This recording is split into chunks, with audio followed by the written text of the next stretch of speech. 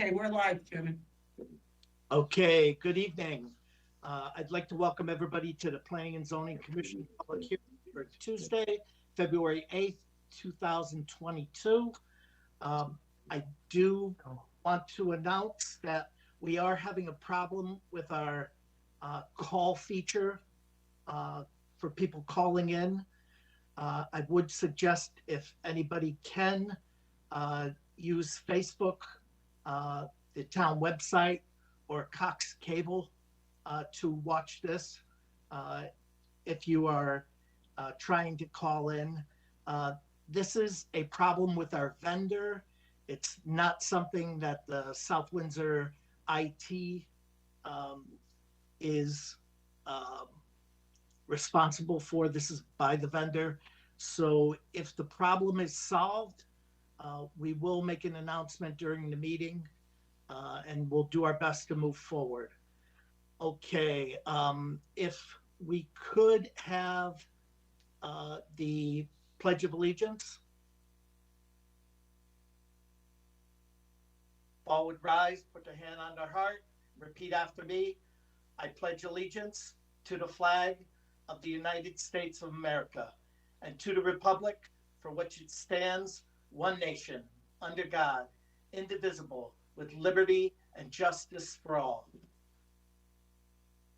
Thank you. If we could have the reading of the notice, Commissioner Wagner. Good evening. To be published in the Journal Enquirer, Thursday, January 27, 2022, and Thursday, February 3, 2022, South Windsor Planning and Zoning Commission. Notice is hereby given that there will be a public hearing on Tuesday, February 8, 2022 at 7 p.m. by way of online WebEx conference meeting to consider the following. 1, application 21-55P, McGuire Road Associates, LLC, doing business as Hartford Truck Equipment. Request for a zone change of 7.3 acres from rural residential zone to general commercial GC zone for property located at 542 King Street, continued from January 11, 2022. Number 2, application 22-01P, 25 Talbot Lane site plan. Request by UW Vintage Lane 2, LLC, for site plan approval for a 359,640 square foot distribution facility on 30.37 acres of property on property located at 525 Talbot Lane, 475 and 551 Governor's Highway, southerly side of Governor's Highway, easterly side of Talbot Lane in the industrial zone. To view this meeting, please tune into channel 16 if your provider is Cox Cable, or go to gmedia-swagit.com/LIVE live. To call in with comments to this meeting, please call WebEx conference call in number 855-925-2801. Meeting code number to be provided on the agenda. And just so you know, the meeting code is 6758. Copies of the application are on file in the office of the town clerk and/or planning department and online at www.southwindsor-ct.gov/planning-and-zoning-commission-applications. With this hearing, interested persons may be heard by calling into the meeting, and written comments by the public will be received by mail or email to planning and zoning comments at southwindsor-ct.gov. Persons who may require an accommodation can contact staff Monday to Friday, 8 a.m. to 4:30 p.m. at 860-644-2511, extension 2329. Bart Pasiconis, Chairman, Planning and Zoning Commission. Thank you, Steve.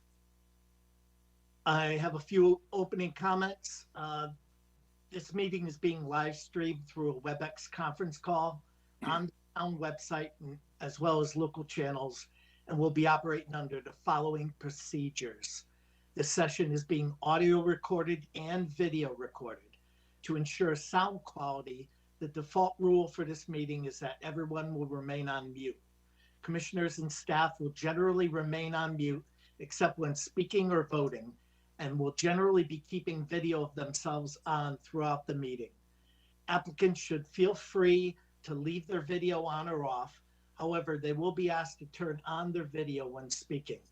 The public can provide public comments by email and or phone. The email address and the phone number with the meeting code can be found on the front of the agenda. During public meetings, all the normal rules, including stating and now spelling your name, still apply.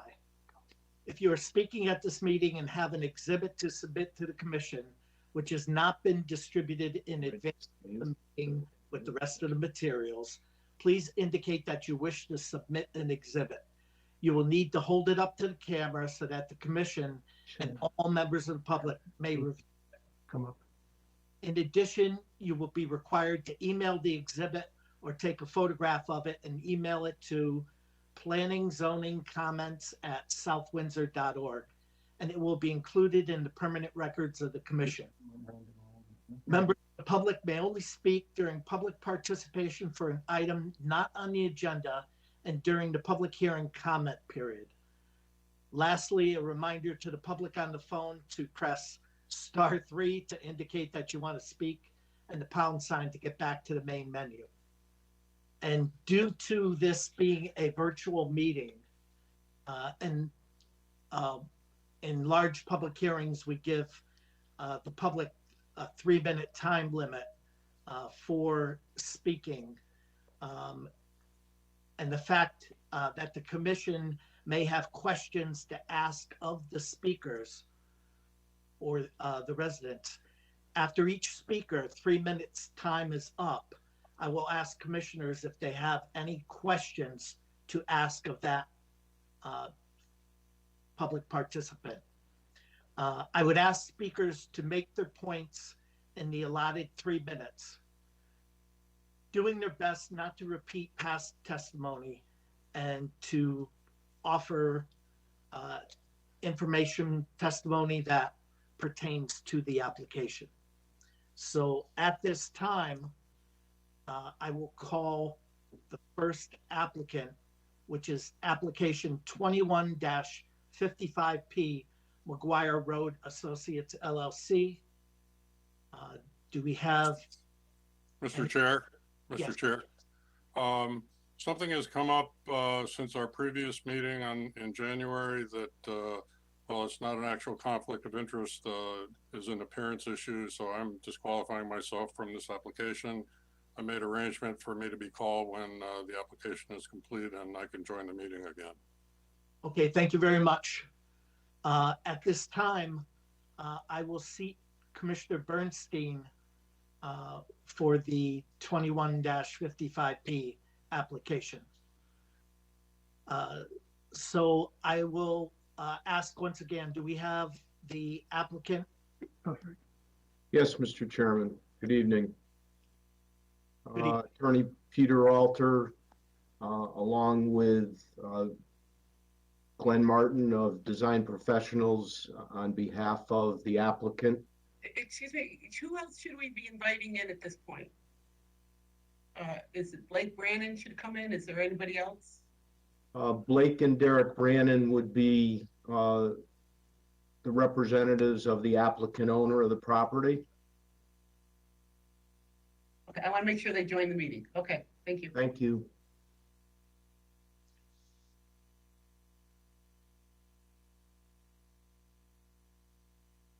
Shall we go ahead, Mr. Chairman? Please do. Thank you. Picking up at the conclusion of the first public hearing session on January 11th, there were several matters that the commission expressed an interest in that we have advanced. We provided some draft documents that were on your website earlier, and I want to speak to those first of all.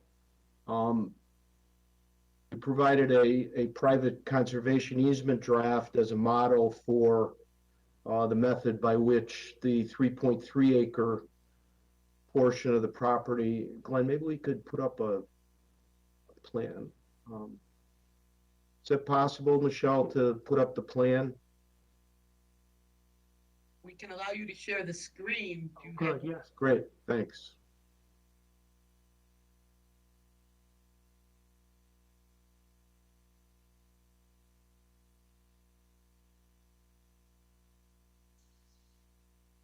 Okay, so Can we make that bigger? He should be allowing you, Not working yet. Oh, here we go. Let's go to that one. Yeah.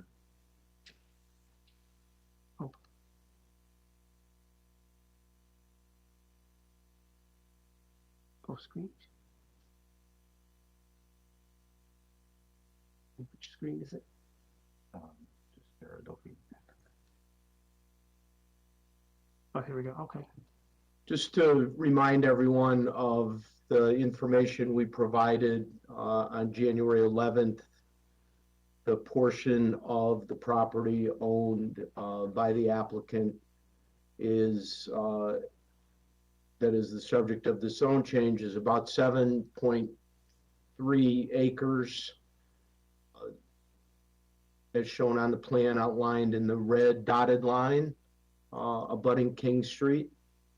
And our proposal is that 3.3 acres, that is closest to King Street, will be permanently encumbered by a private conservation easement, which will ensure that that property will remain in an open space condition. Once the berm is constructed and planted as proposed, it will remain as permanent open space as a protection for the neighborhood at King Street. North is to the right on this map, and so King Street is generally westerly of the property that is the subject of this application. We had submitted a draft private conservation easement that granted that easement to the town of South Windsor as the grantee, and therefore the party that would have the right to enforce the private conservation easement. We since have understood that the town of South Windsor might not be the appropriate candidate to be the grantee of that private conservation easement. We have had some preliminary discussions with the South Windsor Land Trust and got a favorable reaction to that entity, that land trust entity, becoming the grantee and protector of the private conservation easement on this property, so that we would have a third party who obviously is interested in the preservation of open space acting to ensure that the private conservation easement document remained in full force and effect. The second document that we submitted is a declaration of restrictions. At the moment in the declaration, the only restrictive covenant that is currently in the draft is to restrict the height of any building built on this 7.7 acres of property to a height limit of 28 feet. As I'm sure the commission recognizes, under the general commercial zoning provisions, a building can be as tall as 40 feet. Our client has agreed to submit this declaration, which would limit the height of the building to 28 feet. Again, in acknowledgement of the neighborhood to the west and the opportunity to keep any building below the sight line that will exist with respect to the berm. We did not include restriction on any uses to be included in the area of about 4 acres that would not be encumbered by the private conservation easement. But I want to represent to the commission that the applicant is willing to submit to those kinds of restrictions as to uses. It just wasn't clear from the discussion on January 11th and a review of the minutes what specifically the commission had in mind there. We think that you included gasoline filling stations and restaurant activities. We certainly have no hesitation in adding those restrictions so that those uses could not be created within this area. If the commission had other concerns as to possible uses, we certainly would consider those. But it was not possible for me in drafting the document to be able to make an educated guess as to what uses might be worthy of the commission's consideration in that regard. But I, again, would represent to the commission that we have no hesitation, our client has no hesitation in agreeing to those kinds of reasonable restrictions on use that I mentioned, and would consider others if the commission has some concern. The representation was made that the current driveway access from King Street all the way over to the commercial industrial buildings on McGuire Road, the party that has the rights, or parties that have the rights to use that driveway, would surrender those rights.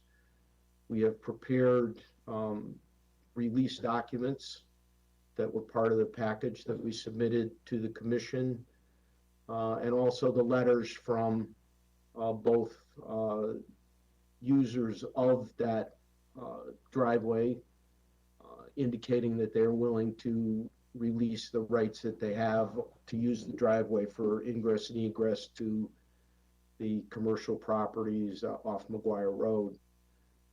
We also have provided a document that grants the use of that driveway to the residential property immediately to the north of it.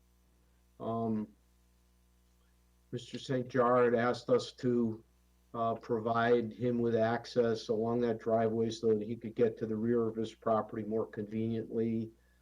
The Brannon brothers have readily agreed to that, and so I also provided a draft easement or access agreement for access, the use of that driveway for purposes only of accessing the rear of the property immediately to the north, limited in accordance with discussions that the Brannons have had with the property owner in that regard. So we've provided you with, we think, the documents that you were most interested in. We have a path forward with each of those, depending on comments received from the commission in terms of what other uses you have in mind in terms of restrictions within that part of the property that would not be encumbered by the private conservation easement, but would be associated with the Hartford truck equipment use immediately to the east fronting on John Fitch Boulevard. Ordinarily, it's not my practice in making presentations like this to comment on particular letters that the commission receives with respect to any particular application, but the letter that was in your materials for this evening from the property owner of 545 King Street, I think requires some comment because it has a great deal of misinformation, and perhaps if the author of that is watching, some of his concerns might be addressed by my comments. First of all, it isn't clear from the letter whether or not the author understood the proposal, which is to create a complete green space screen all along the King Street frontage of the property owned by the applicant, so that the point of all of that effort, all of the outreach that Derek and Brandon have done is to work with the neighbors and give them the kind of assurance that they will have privacy and protection from the commercial activities that go on associated with John Fitch Boulevard and the commercial development all along that property as well as along Burnham Street. So it would appear that the author did not understand that, since Hartford Truck Equipment will not be located and operating across the street from him, but rather screened by a 3.3 acre parcel that's going to be permanently in vegetative open space, including a 6 to 8 foot opaque fence at the top of an 8 foot berm to provide additional protection to the residents along King Street. He then says that he was concerned that there would be a potential increase in traffic should Hartford Truck Equipment ever use King Street. In point of fact, we've provided you with a release of any right for the owner of this property, McGuire Road Associates, to use the industrial driveway that currently exists. So they would give up that right. And we are showing no other opportunity for access to King Street for Hartford Truck Equipment. Hartford Truck Equipment will continue to utilize its entry, ingress and egress from John Fitch Boulevard as its access to its business operation. So certainly no increase in traffic will arise from the Hartford Truck Equipment operation, as there will be no entrance or exit point on King Street. He then talks about noise and light pollution.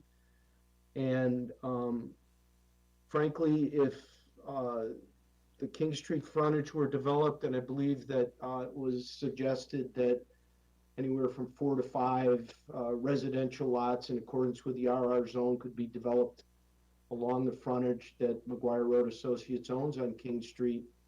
The construction of homes there and the inability then to really create the kind of screening that we're talking about here, encompassing 3.3 acres, would actually create more of a possibility of noise or light pollution than the proposal that you have before you. Now, Glenn, you want to go to the profiles, the Sections. yeah, the sections. We did provide sections to help the commission and the public understand what would be the relationship to King Street once the berm is built and planted. We're showing at this point a 6-foot fence. We are reserving the right to go from either to a 8-foot fence if it seems more appropriate, on top of an 8-foot berm. Glenn has prepared these views so that people can be assured that either driving or walking on King Street, when the berm is in place and planted, there will be no visibility towards the Hartford Truck Equipment operation. We've also created a view that allows you to see that the backyards of the people immediately associated with the property on the east side of King Street also will have a view that is protected by both greenery and a fence. And then go to the full growth.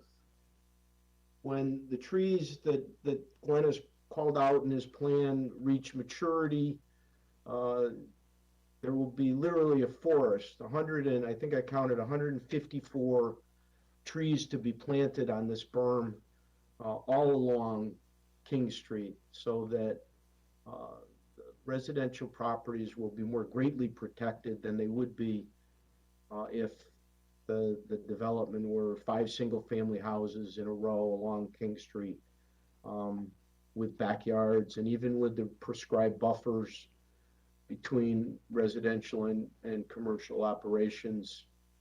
You could not gain this kind of screening that we propose. So I hope that the author of that letter has a better understanding of what's proposed.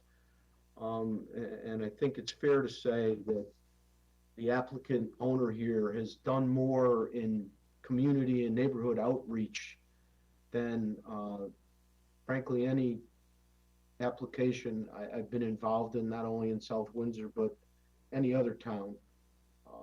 The ends to which they've gone and the communication that they've had with their neighbors, I think speaks incredibly well of their intentions to be good neighbors and to create a situation where their business can continue to grow within the commercial confines of the property, but still without having an adverse impact on the neighbors. We think all of that is consistent with your plan of conservation and development, that the benchmark of your plan talks about sustainability, environmental sustainability, economic sustainability, and social sustainability. This plan speaks to all of those. It allows Hartford Truck to continue to be a grounded local business that continues to be successful and to grow within its property. It provides an environmental condition that could otherwise not be achieved reasonably, so that we have a green space protecting the neighborhood from the commercial activity on John Fitch Boulevard. And finally, we think this is an example of the way a developer who has excellent intentions doesn't try to put 10 pounds of sugar in a 5-pound bag. They put 5 pounds in a 10-pound bag and give up the opportunity to develop 4 or 5 lots, probably, each worth more than $100,000 to a developer, in order to accommodate their neighbors. We think that this plan, contrary to what the letter from that I referred to says, that it will have an adverse impact on property values, we think this plan has a positive impact on the residential properties all along King Street, and that their values will be protected by putting this plan in place.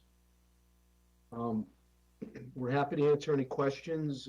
Glenn is here and can speak to any of the technicalities of the plan that we've presented. We did go to the Conservation Commission and the Wetlands Agency last week. We do not have any wetlands on the site. We do not need any wetlands permits, but we asked the Conservation Commission to review the plan with respect to erosion sedimentation control, as also to review the plan in terms of the providing of a berm. And that commission voted unanimously to approve that plan. So I wanted to report that to this commission as well. With that, we're happy to answer any questions that you might have. We think we've demonstrated that we satisfy the requirements to qualify for the zone change in accordance with the plan that we presented.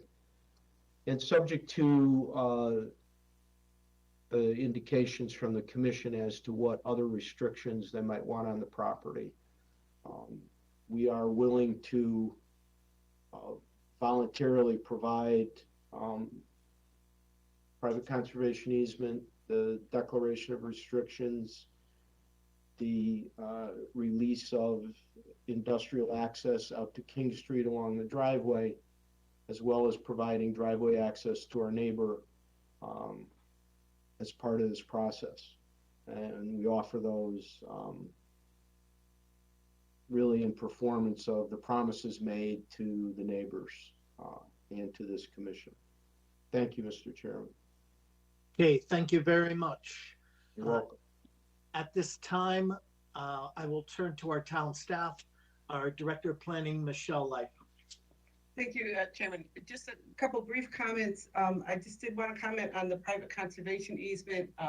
Upon receiving it and reviewing it, I did take a look at the town ordinances. In the planning and zoning can only accept the conservation easement on behalf of the town when it's part of an open space subdivision. So I informed the applicant of that particular provision in our ordinance, and that is why I think tonight Attorney Alter is offering another mechanism for protection of that conservation easement. So just a little background on where that came from. Secondly, I just want to remind the commission that this is a zone change and you cannot condition zone changes. I know the applicant is offering certain things and restrictions, whatnot. And I guess I would just take exception in the one word in the restriction where it says the planning and zoning has required, because again, you cannot require anything of the applicant with a zone change approval. So I just wanted to make those comments. Thank you. Mr. Chairman, just for briefly, I would agree with Michelle's comment that the word require should be changed.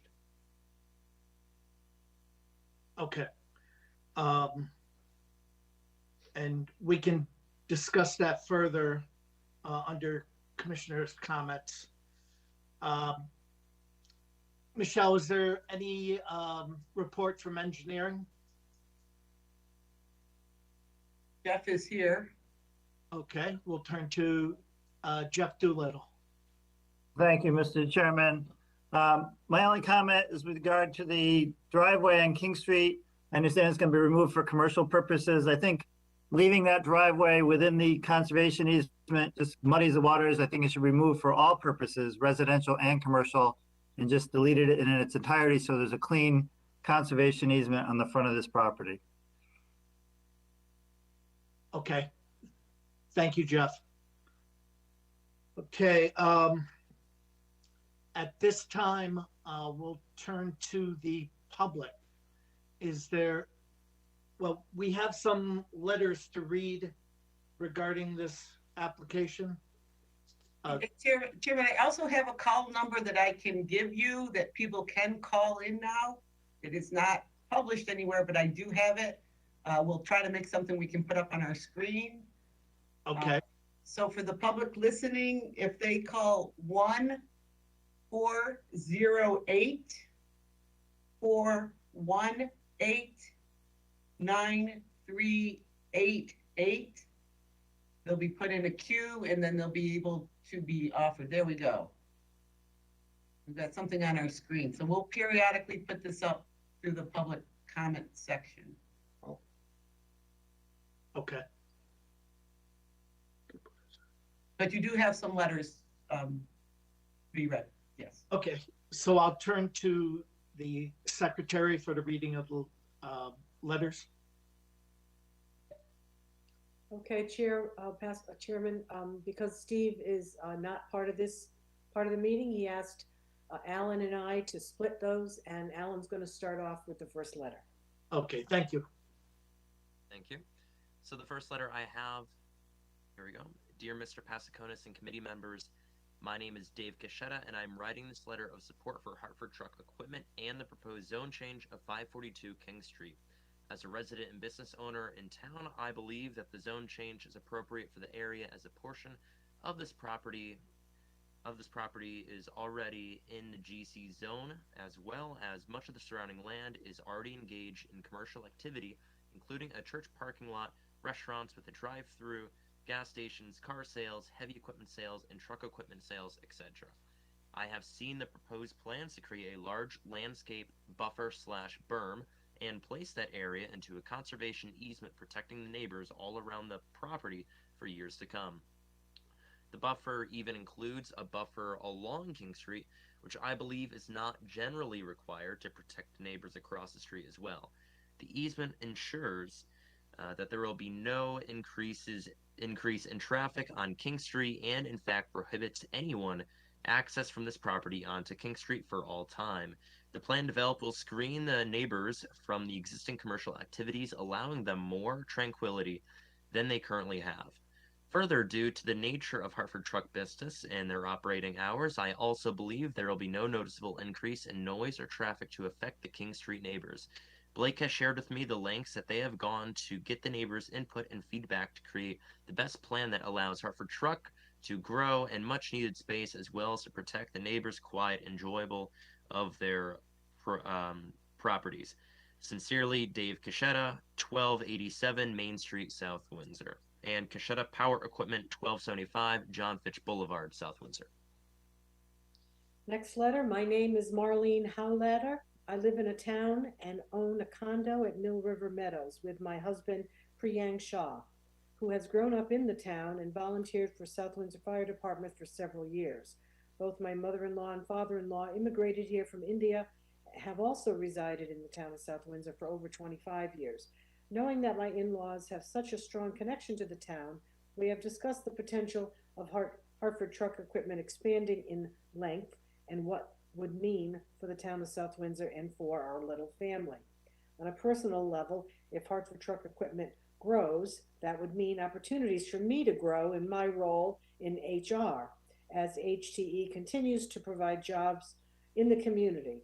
It would also mean that there's an opportunity to not only grow my family, but to plant my feet in South Windsor long-term and raise my children with their grandparents nearby as we continue to look for a single-family home in the area. On a professional level, I have the privilege of working beside the owners of Hartford Truck Equipment, Blake and Derek Brannon, so I felt even more compelled to write a letter in regard to the property they are attempting to rezone. I am able to feel the angst and ambition that the brothers share to expand not just the property, but their parents' legacy that started back in 1994. You would never even know that they were owners of Hartford Truck, as they appear and work as if they were one of their own employees from open to close, with humbleness, passion, and unmatched grit.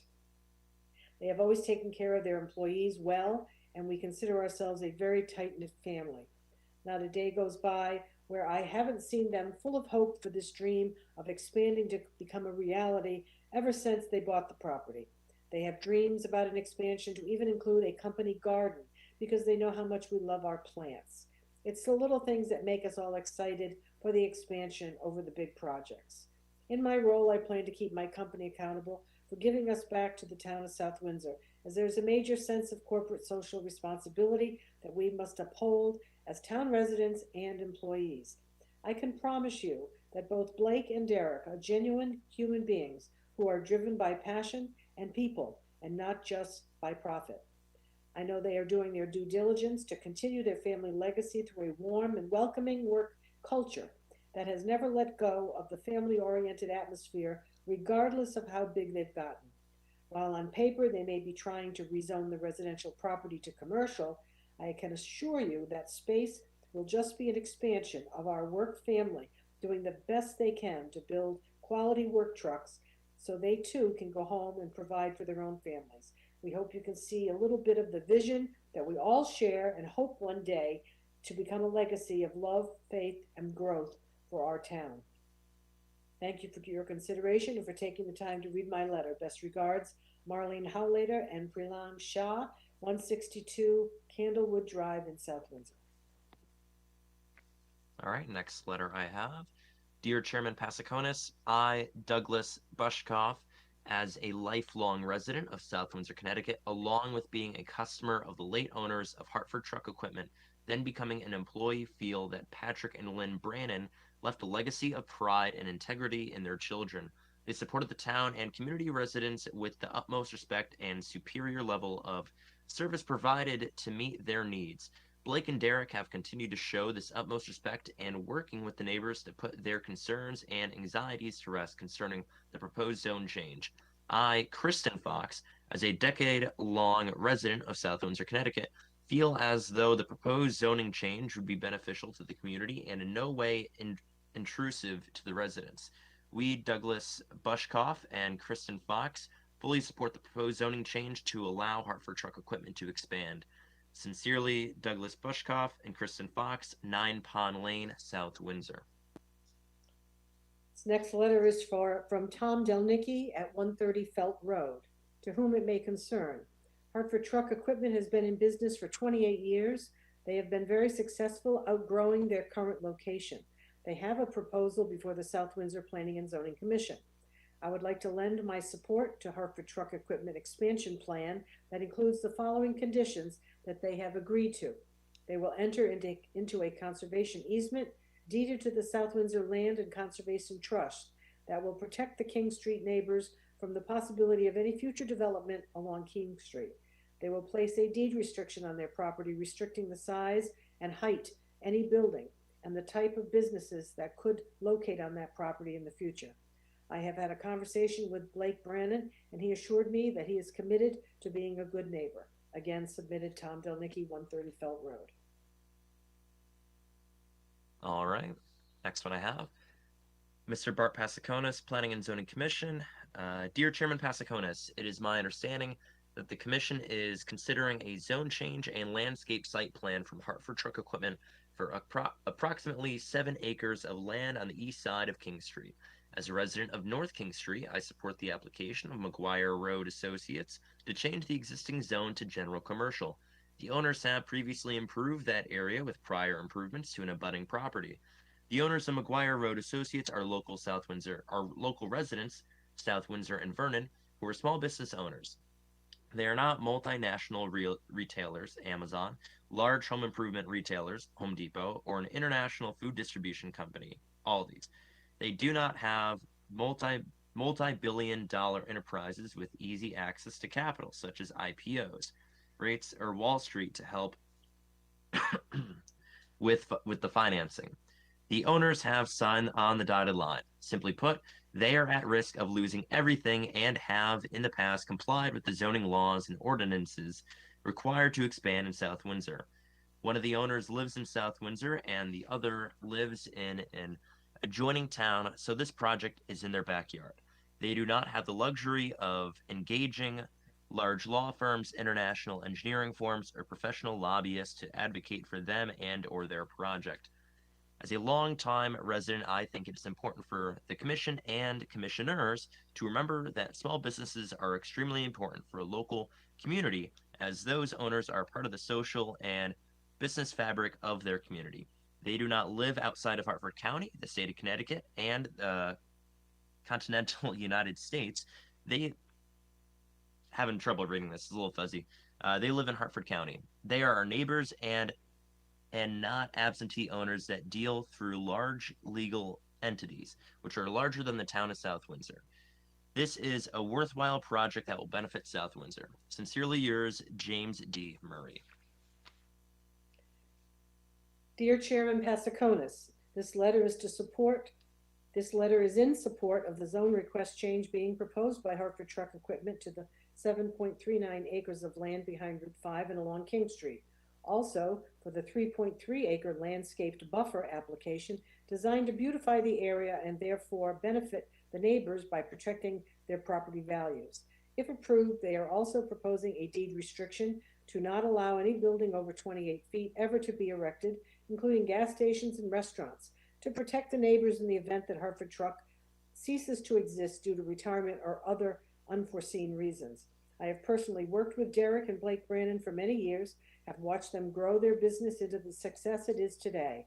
They are dedicated to working with the town and the neighbors surrounding their business and to ensure that they will continue to expand their clientele and keep providing the quality of workmanship that I have benefited from over the years. Sincerely, John J. Samsel, owner of Samsel Management, LLC. All right, next one I have. Dear Chairman Passaconis, please accept this letter in support of the zone change and landscape buffer applications of Hartford Truck Equipment for 7.39 acres of land behind Route 5 and along King Street.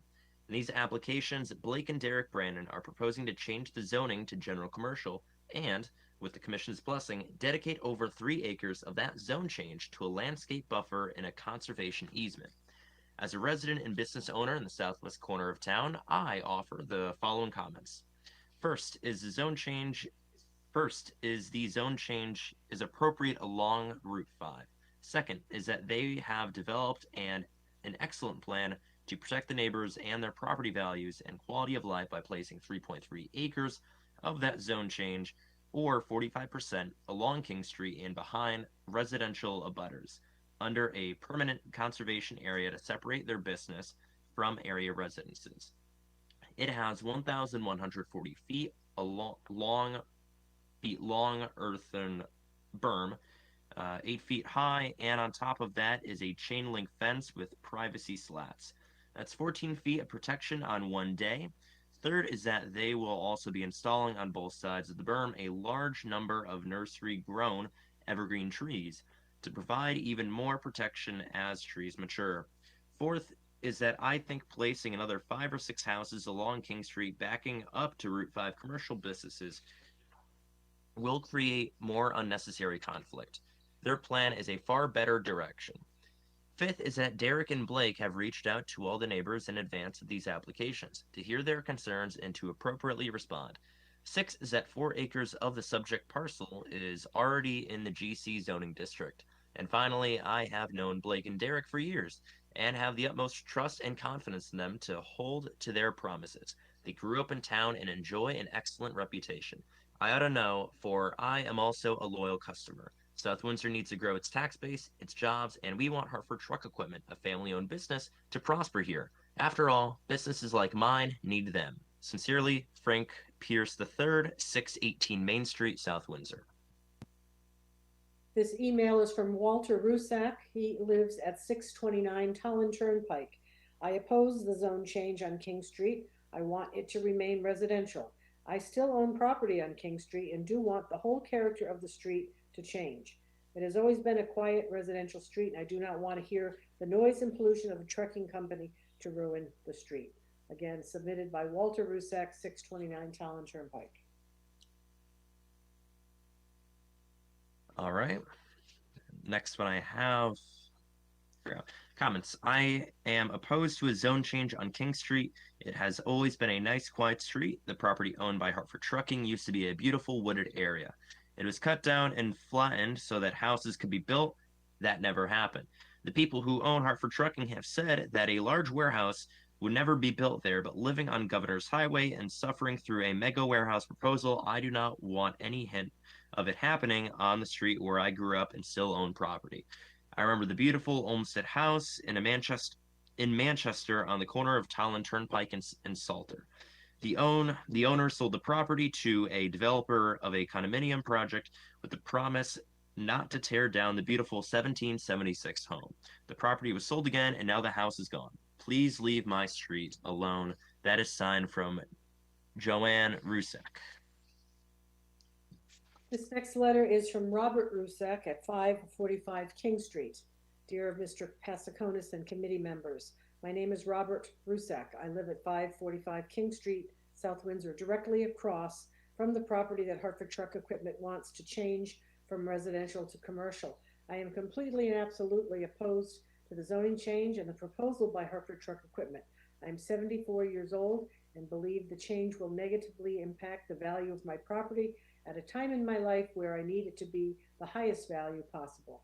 I believe that it will be difficult to sell my home for the value it is now worth if Hartford Truck Equipment is located and operating across the street. I also believe I will be negatively impacted by the noise and light pollution that will occur directly across the street from my home if the application is approved. I believe there is also a potential increase in traffic should Hartford Truck Equipment ever use King Street as an entrance and/or exit point, and am concerned about the future usage of the property if it is zoned commercial should Hartford Truck sell at some point. Because my property is one that will be directly impacted by the requested zoning change and proposal, I urge you to take my statement very seriously and deny Hartford Truck's application. I would be happy to discuss this matter further with planning and zoning. Because I have medical conditions that make it unwise to attend any public meetings during the pandemic, I cannot attend any planning and zoning committee meetings in person. I am also unfamiliar with the use of Zoom, so cannot attend virtually. However, I would be happy to speak to the committee by phone should you wish to do so. And he gives his phone number, 860-291-0709. Sincerely, Robert Rusak, 545 King Street. I Okay. have one more paper here. I'm not sure if it's an email, though. Do you want me to read it? Yes, please. Okay. Release of rights, ingress, and egress. To all people of whom these presents shall come, greeting, know ye that McGuire Road Associates, LLC, hereinafter the releaser of the town of South Windsor, County of Hartford, and State of Connecticut, does hereby release and terminate any and all rights of ingress and ingress. Mr. Chairman, excuse me, those are the documents that I submitted. I don't believe those have to be read into the record. I wouldn't ask any commissioner to put themselves through listening to that, so. My apologies. Thank you very much. My apologies, believe me. All right. So at this time, we're we're doing letters. We will open it up to the public. If any public would like to call in. Who do we have for IT staff today? We have Mike. Okay. Yep. Okay. Yeah, put it back up and we can move on to commissioners, and if somebody does call in, we'll entertain them speaking. So at this time, not hearing any public, we'll turn to commissioners. And just for what I've heard, commissioners, there's a few things that we need to talk about. I believe it was noted by Michelle Light that required is in the document, as in South Windsor requires something and the applicant was willing to change it. We should discuss what we want to change it to possibly on the record. Jeff Doolittle, the town engineer, had talked about he feels the driveway on King Street should be totally removed for a clean conservation easement. And we had talked in the previous meeting, which Attorney Alter was not present for, about what uses we wouldn't like to entertain in this area. And I do remember car sales was one of them. So I will open it up and I'll turn to Commissioner Viteri. The only question I had was, we talked about if this zone change takes place, then the private conservation easement agreement and everything else becomes separate. It wouldn't be part of what we would be granting as an okay. So could we set it up in a situation where that conservation easement agreement would be executed at the same time as this, as the change in the zoning would take place, so that it's then in place?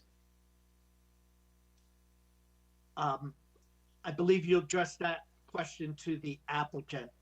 Right. Applicant's lawyer, Attorney Alter. Mr. Chairman, we would expect to tender executed documents. Obviously, the town staff would want to review them when we finalize them, but we would expect to tender those as part of the filing that's required for the zone change. Okay. Okay, that's what I wanted to check. Okay, I'm good then. Thank you. Okay. Commissioner Dexter. I really don't have any additional comments except to say that I'm looking at table 4.1.1A in our regulations, which are the permitted uses within the commercial zone, general commercial. I mean, would it be a shorter list to say what might be permitted? Or do we want to just go through that usage list and pull out pretty much everything? I'm not sure how we get there. You have the floor, however you would like to do it. Well, Michelle, I mean, do we basically continue to allow residential, but not, I don't know, entertainment or, you know, fitness facilities, public garages, hotels? I mean, there's a whole lot of stuff allowed by special permit or special exception, but I just don't know how detailed we want to get. So I would say the more the merrier. That's my final thought. The more included? Yeah, the more exclusions, the better. Okay. Thank you. I'll go to Commissioner Cavagnaro. I actually don't have any comments. I said it last meeting. I thought I had enough information for now. If anything comes up, I will say something during the next public hearing we have for this. Okay, and this will probably be the last public hearing, barring anything up. Just so you're aware, and I will open it back up to commissioners at the end of the hearing before we close it. Okay, thank you. Commissioner Foley.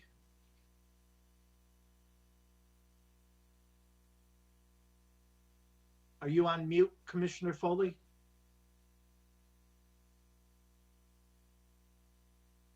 I'm not seeing him on my screen, but I'll move on and come back to Commissioner Foley.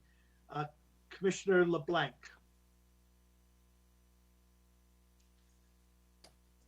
Thank you.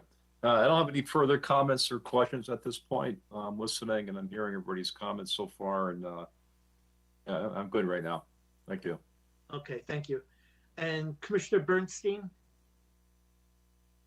Thank you, Mr. Chairman. So related to the issue that Commissioner Dexter brought up about figuring out what uses may or may not be permitted, I have found when it comes to situations like this to go to the experts. That would be Michelle. So my question, Michelle, is do we have any situation in town which is similar that we can look to as guidance to figure out how we get to the solution of what may or may not be appropriate for uses? No, I can honestly say I cannot recall a zone change where there has been a restricted use document that has been accompanying it. So I can't give you any example. I do see our town attorney has a comment that she may, if the chairman would recognize her, wanna. Yes, by all means. Attorney Carrie Olson is there, yeah.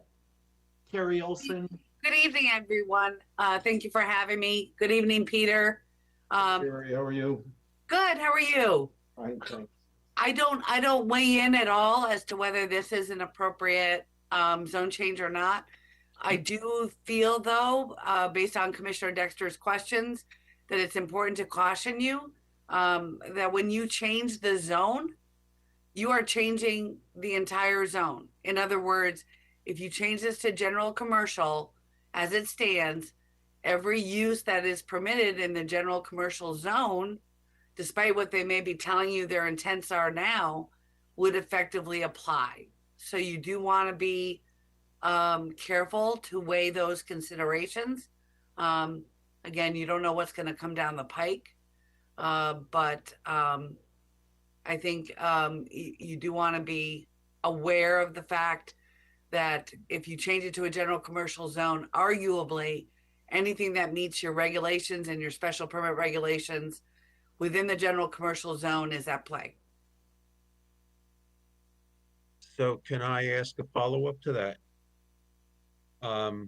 Does that mean that what you just said would supersede the applicant's offer to restrict certain uses in that zone? So as I believe Michelle has pointed out, you really don't have the right to condition a zoning amendment, zoning map amendment. And so it is a sticky wicket.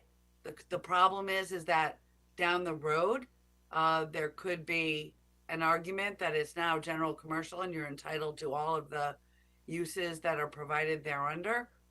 And so I just don't want to give you a false sense of security that in changing the zone that somebody down the road would not be able to say, because again, 10 years from now, you don't know what's going to be allowed in the general commercial zone, right?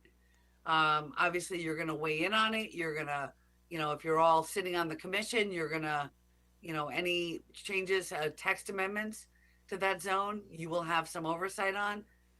But at the end of the day, changing the zone to a general commercial zone means in the future that there are options available that you may not even be perceiving at this point.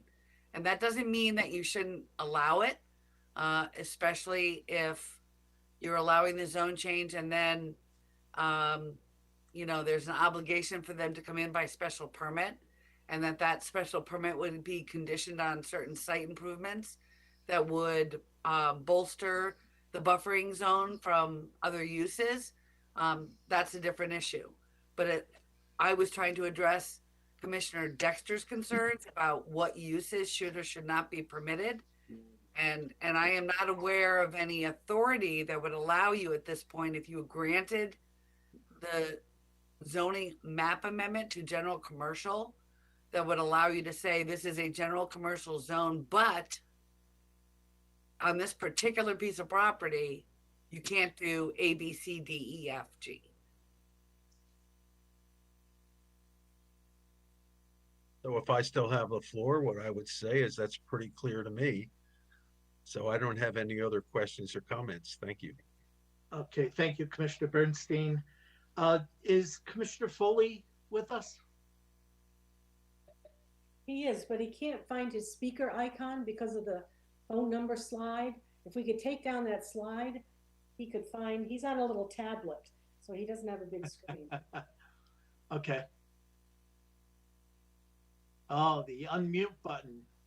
Thanks a lot. Okay.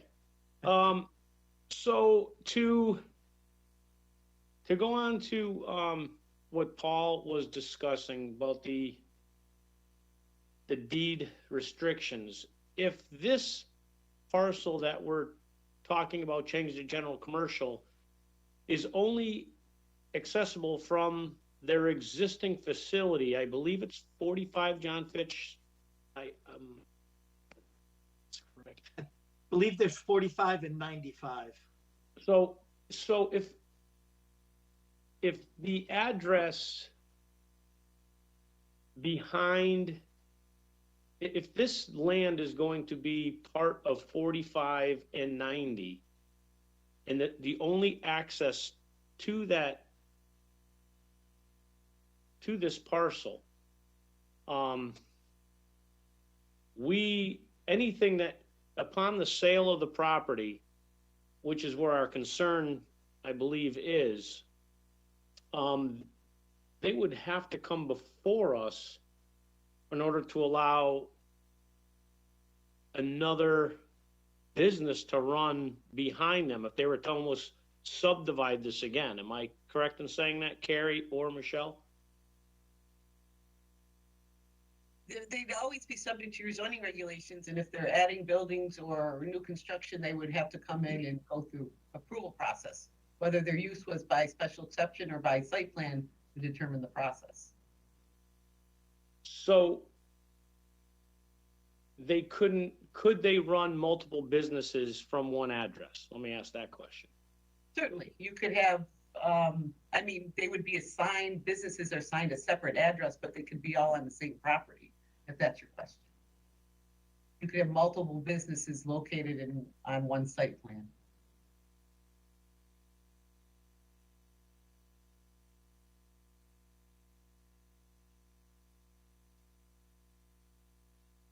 I have nothing else. Okay.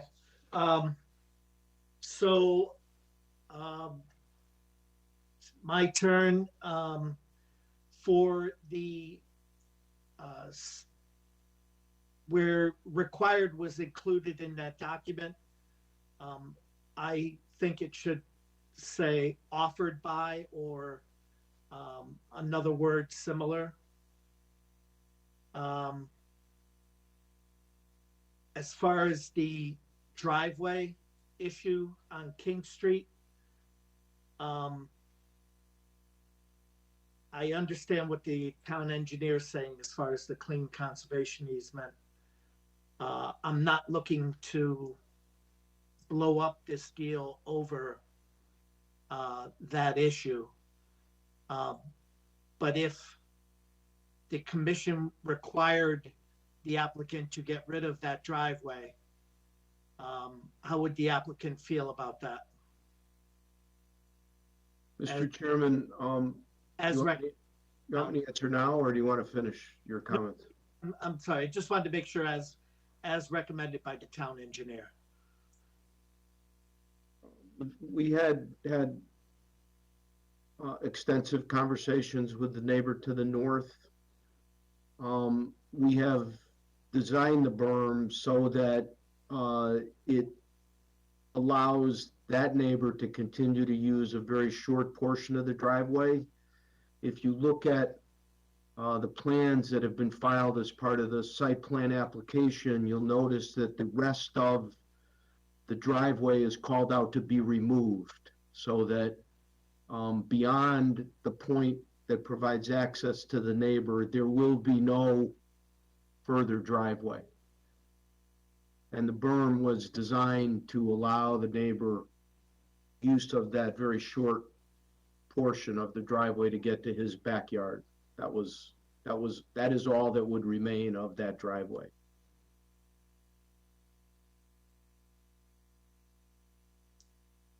Yeah, that doesn't necessarily answer my question. How would the applicant feel if the commission required the removal of that driveway? And we would have to go back to the neighbor and just explain to him that the town engineer made their recommendation and the commission adopted it. Perhaps the Brannons would find some other way to accommodate him. okay. And I wanted to put this on the record. I'm not saying that's what will happen. That will be up to the whole commission when they deliberate. But I did want to address the issue so that we weren't hiding anything. Okay. Could I comment on Attorney Olson's comments for a moment? Yes, you may. Thank you.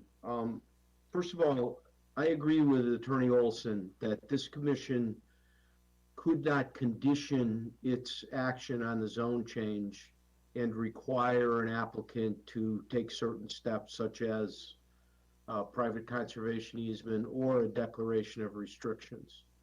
And I agree that you don't have the power to do that within a zone change application. On the other hand, we recognize that when we brought this forward, which is why it's our proposal that these efforts be undertaken, and it's supported by the fact that in addition to the zone change application, we filed a site plan application, which would come forward immediately and would contemplate the construction of the berm and ensure that this commission received what has been promised to it, which is that the declaration of restrictions and the private conservation easement, as well as the release of the use of the industrial driveway, would all be on the land records. I agree, you can't force Derek and Blake Brannon to provide those documents, but they've agreed to do that with their neighbors. And they want you to understand that that's part of the purpose of their going forward with not only the zone change, but the site plan application. So to the extent that Attorney Olson is correct, and I think she is correct, that you have no right to condition a zone change, by the same token, my client has the ability to live up to the agreements it's made with its neighbors and to provide these protections as part of that process. We're not asking you to impose a condition. We're representing to you that we've reached an agreement with our neighbors and intend to do that as part of this zone change process. Okay, thank you. You're welcome.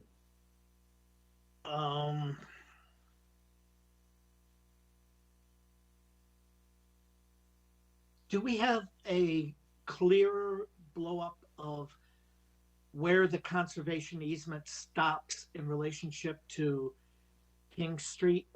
And the reason I'm asking, I'm wondering how that will be maintained. And the devil is in the details. what might be appealing to some neighbors if it was left long and, if you want to call it, unkept in a natural state, might not be appealing to other neighbors who might be expecting something more similar to a manicured area from King Street up to the berm. So I just want to get it out there and discuss it a little while we're in the public arena. We have that plan that we could share, Mr. Chairman. Okay, please do. Are we allowed to share our screen? I think so.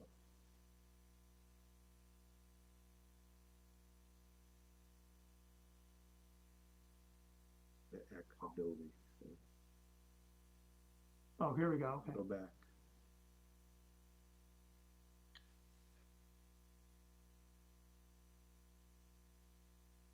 So, Mr. Chairman, the plantings follow the property line along King Street.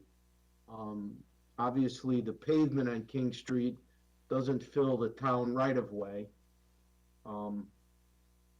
But to the extent that the berm can be planted, created and planted, it is proximate to the property line. I don't know if that answers all of your question or not. Well, would there be a flat area between, are you saying the berm is going to start right at King Street, or is there any right-of-way? Is there any flat land between King Street and the start of the berm? Oh, yes. And how will that be maintained? And if you could go back to the side view that you had on when you first freed up the screen, it looked like the berm. Okay, I see King Street on the top left of that picture in a red car. Right. And then it looks like I can't see how far that is before the start of the berm. And I'm wondering that area there, how that will be maintained. If it will be grass cut every week or every 2 weeks. Yes, Glenn Martin from Design Professionals. Yes, this area here will be mowed to lawn, so it will be maintained on a regular basis as lawn, with just a few specimen trees left. Like the larger, best trees will remain, and the rest will be lawn. Town engineer already went out and identified the trees to keep. Public Works Director. Yeah, and some of the trees have been tagged by the Public Works Director. The trees that are to be saved have been tagged already. He's also the tree warden. He's also the tree warden, I understand. Okay, so are you representing that there's vertical lines underneath that view? From the vertical line of the street to the vertical line of the base of the berm will be mowed? Correct. Yes, that's correct. Okay. It'll be lawn. And the berm itself, will that be maintained at all, or is it just natural state? Oh, that'll be maintained as well. Mulch around the evergreen trees and lawn between those trees. That'll be maintained as well. Okay. All right. I just want to make sure we're understanding what it's going to look like, and that sounds fine to me. If we could just, I know we're talking zone change, but with the combining of the properties, is the intent to possibly have 2 businesses and 2 addresses still? And correct me if I'm wrong, 45 and 95. Is it Ellington Road or John Fitch Boulevard? John Fitch Boulevard. Yeah. This piece here. Yeah, that's 45. So go back to the overall site plan just so we can all see. The piece that has the leg out to John Fitch Boulevard that's not identified as Hartford Truck. Yep. that was all acquired as a single parcel, including the 7 acres in the back. It was an approximately 11.5 acre parcel when it was acquired. Yeah. It, at the moment, has a separate address. The Brannons are in the Hartford truck equipment business, not another business, but that doesn't mean that there might not be another use for that area near John Fitch Boulevard. It's currently not developed. But what we are indicating is that everything that would remain as developable property about 4 acres to the rear or west of the zone change line would have the use restrictions on it that we're talking about, to avoid uses that are incompatible. At the present time, and I certainly agree with someone that no one can predict what will be happening in 10 years. Certainly 10 years ago, nobody would have predicted what we've been through in the last 2 years. So that it is the Brannon's plan that Hartford Truck Equipment will make use of most of this property as it grows. That certainly, as far as the portion towards King Street, would be further restricted by the declaration of restrictions that we've offered, that you're not able to require. And the outlook for Hartford Truck is that they will continue to grow their business and utilize the property that they acquired. At the present time, obviously, the general commercial zone is in place to the east of the red line in that entire undeveloped area there. Okay. And, just speculating, and I'm not saying this will happen or it won't happen, but the property to the south that comes out to Route 5 and has no restrictions, that's full general commercial zone, that could end up being a small retail or whatever's allowed in the general commercial zone. The property, right now, a golfing term, it's kind of like a dog leg that returns to Route 5. Correct. The property behind that, behind the green area on this map, to the west of it, I believe, is it the intent right now for Hartford Truck to use that property, or could that be possibly another use? Where does that berm come in? The wood chip berm right now, that's Along it's right on the zone line, basically. right on that red line right now, right? Yep. Okay. So they are currently using that for Hartford Truck. They are. That's the 2-year temporary permit that you granted Right. months ago. That will probably disappear at the end of that 2 years, correct? If we can move forward with this plan, it most certainly will. Correct. Okay, so I'm just trying to make sure the commission envisions everything that's there and everything that could be there. Okay. I think that answers all my questions, concerns. Commissioners, is there anything else that we would like to, any other comments, questions, concerns? Or are we good with closing the public hearing? And if we could take that, stop sharing the screen so I can see the other commissioners, that would be awesome. Chairman, we do have 2 people on the line. We're not sure if they want to speak on this or not, but could we bring them in and just, they may want to speak on the next one. Okay. By all means, if they're interested in speaking, we'll give them the opportunity before we close the public hearing. Okay, so Michael, we bring first person in. Okay. Good evening. Would you like to speak on the Hartford Truck public hearing zone change? Hello, are you talking to me? Yes, I am. Okay. I'm concerned about something as fragile as a zone change. If you could Because, identify yourself for the oh yes, commission. this is Joan Russick. I live on Governor's Highway. I also own property on King Street. As you look at that map, you can see to the far south, it's also a brook that has been piped, and the land is on top of that brook. And also you're talking about a wood chip berm. A wood chip berm won't last more than 5 years.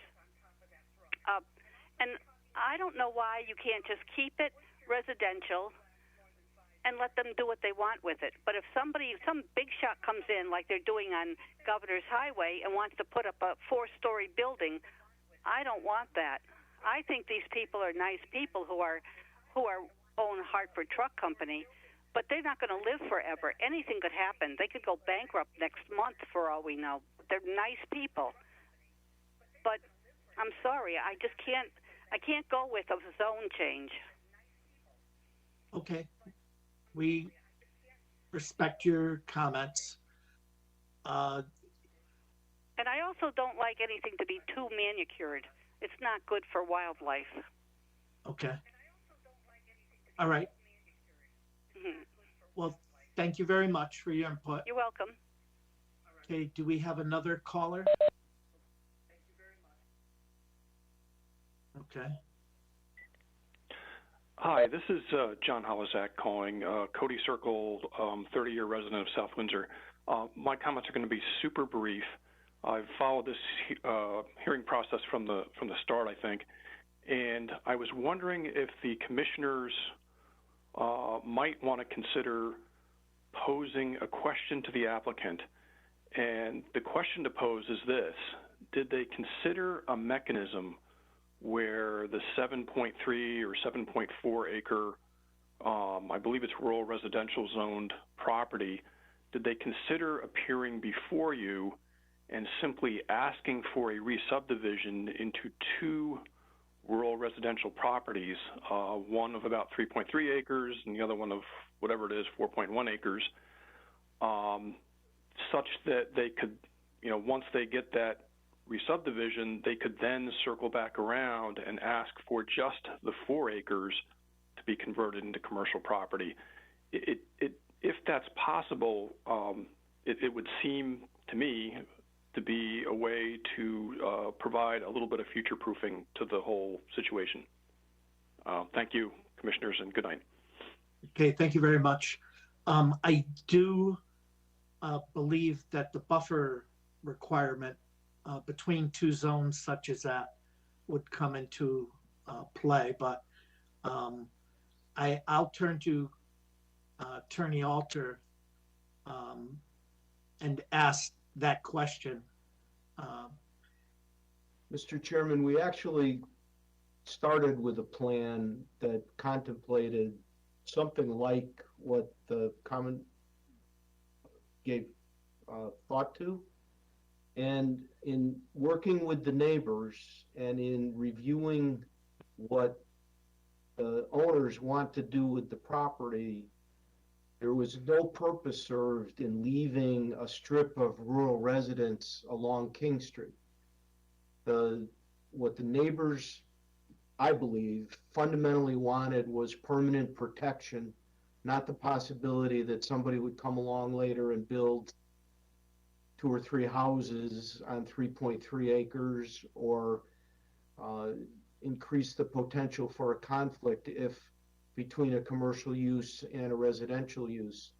We felt, we still feel, that the application you have before you offers the greatest insulation to the residential neighborhood to the west and abutting this property, and also allows Hartford Truck Equipment to continue to prosper as a local, well-grounded business to split the property into two, in the zones as suggested is exactly the condition we have now.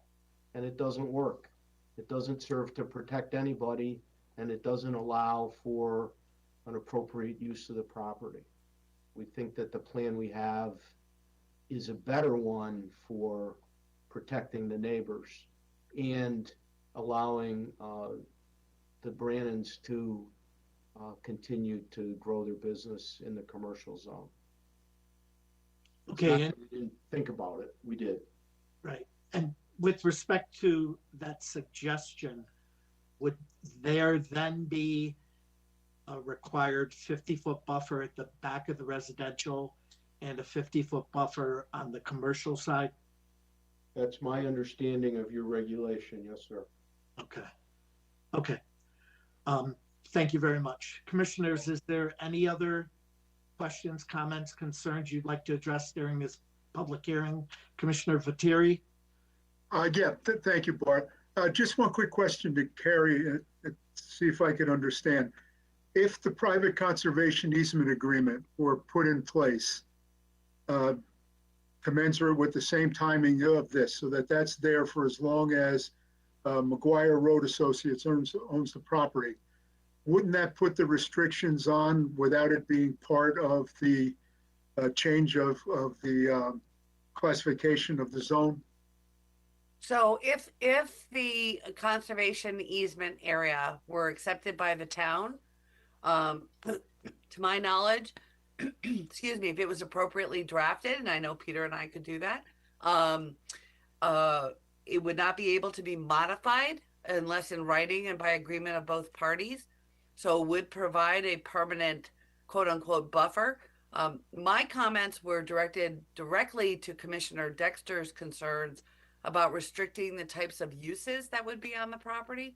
And so I want to clarify again, I make no comment as to whether this is appropriate. I just wanted to address her concern that somehow you be able to condition the approval on a restriction of the uses. And again, if you change it to general commercial, the uses allowed in general commercial will be allowed. Okay, but they would still be impacted by the conservation easement agreement.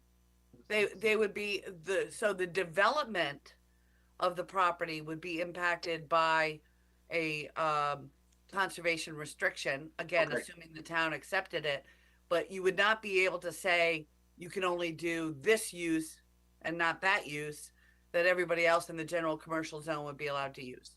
Right, I got it. Okay, thank you very much. Okay, I hope I was clear. Thank you. Oh, you got it. Thanks. Okay. Thank you. Thanks, Bart. I'm good. Okay. Commissioners, anything else? Town staff, any reason to keep the public hearing open? No, we're all set. Thank you. Okay, and applicants all set?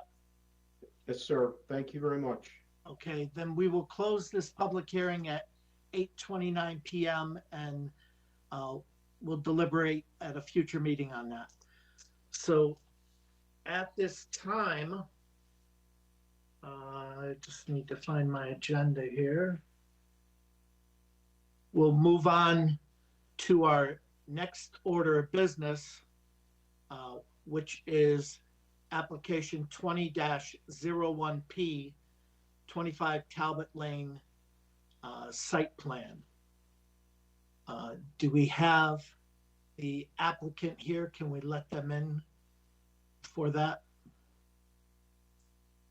Well, the applicant's getting in. I'm going to give a call to Steve Wagner so he can get back on the. Okay, thank you.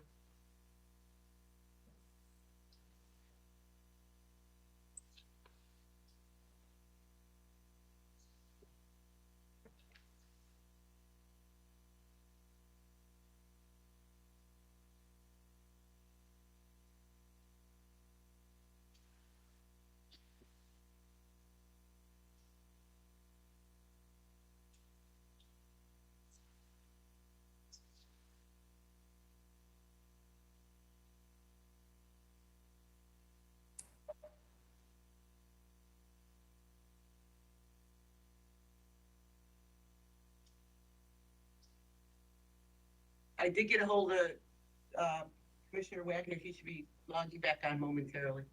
Okay, thank you.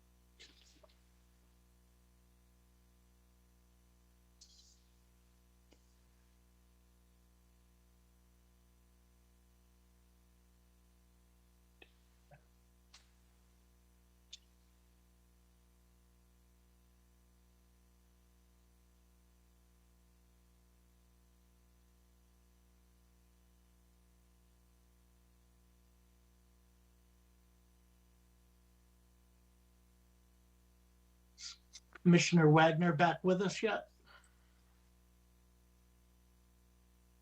I don't see him yet. Let me make sure he's not running into a problem. Okay, thank you.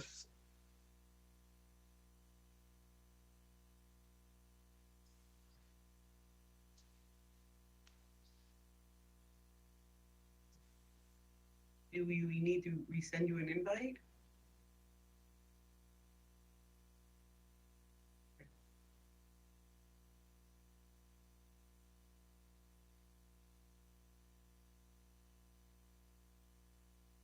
Okay.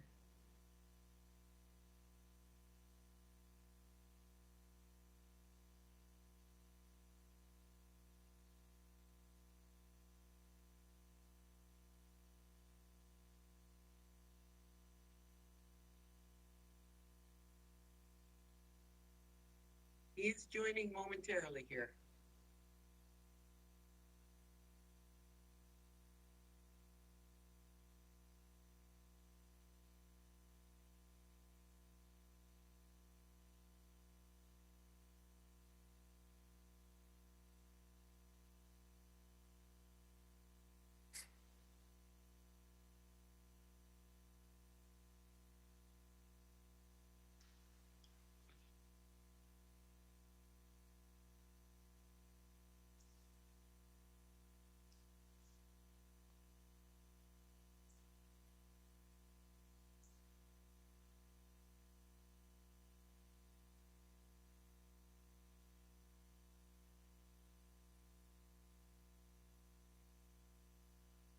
Chairman, he said to get started and he'll be joining momentarily. He's having a little computer problem, but he'll be with us momentarily. So go ahead and get started. Okay, until he joins, Commissioner Bernstein will be sitting in for him. Okay, good evening, Talbot Lane site plan. Okay. Thank you, Mr. Chairman. Good evening to you and members of the commission. My name is James Connor. That's spelled C-O-N-N-O-R. I'm an attorney with Updike, Kelly & Spalacy, PC, with an office address at 225 Asylum Street in Hartford. I represent UW Vintage Lane 2 LLC in connection with its application for site plan approval, designated application 22-01P. Mr. Chairman, at the outset, I wish to raise a point of order concerning the procedures followed in calling this public hearing on my client's application. I think all parties to the application want to be sure that regular and fair procedures are followed and the commission's decision is free of procedural defects.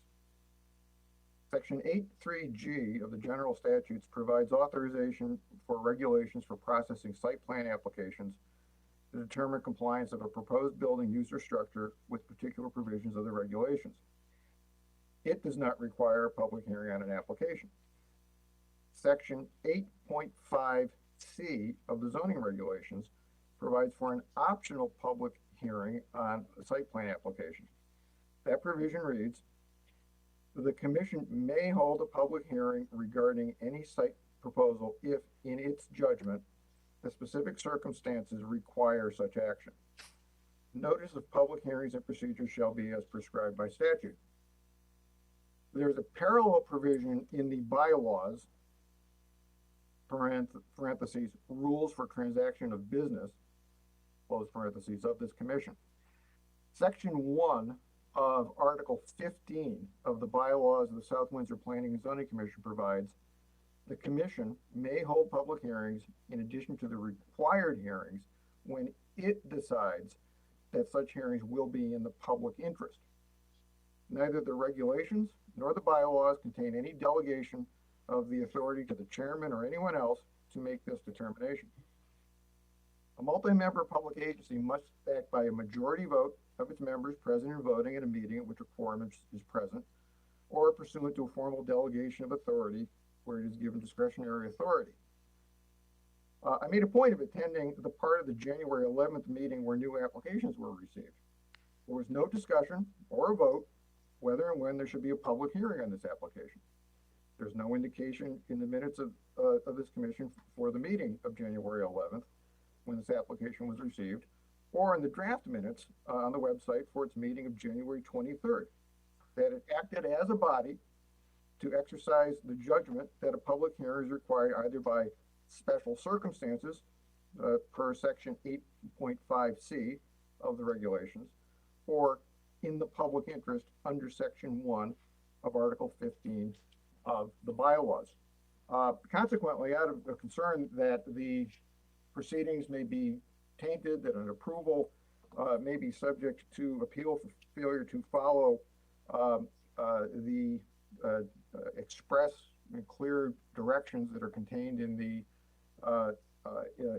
regulations and the commission's own bylaws, I wanted to ask if the chair of the commission can make a determination whether to proceed at this point or whether to, at this time, call for a vote on whether or not to hold a public hearing and renotice it for a later date. I appreciate Attorney Connor, you bringing that forward. And at this time, the chair will entertain a motion consistent with our standard procedure for all applications for distribution centers and those involving applications with petitions from proposed interveners, that pursuant to the regulations section 8.5.c, it is in the public interest to have a public hearing regarding the pending application for the site plan approval for the installation of a distribution center at 25 Talbot Lane, application 22-01. So would the commission like to move that forward?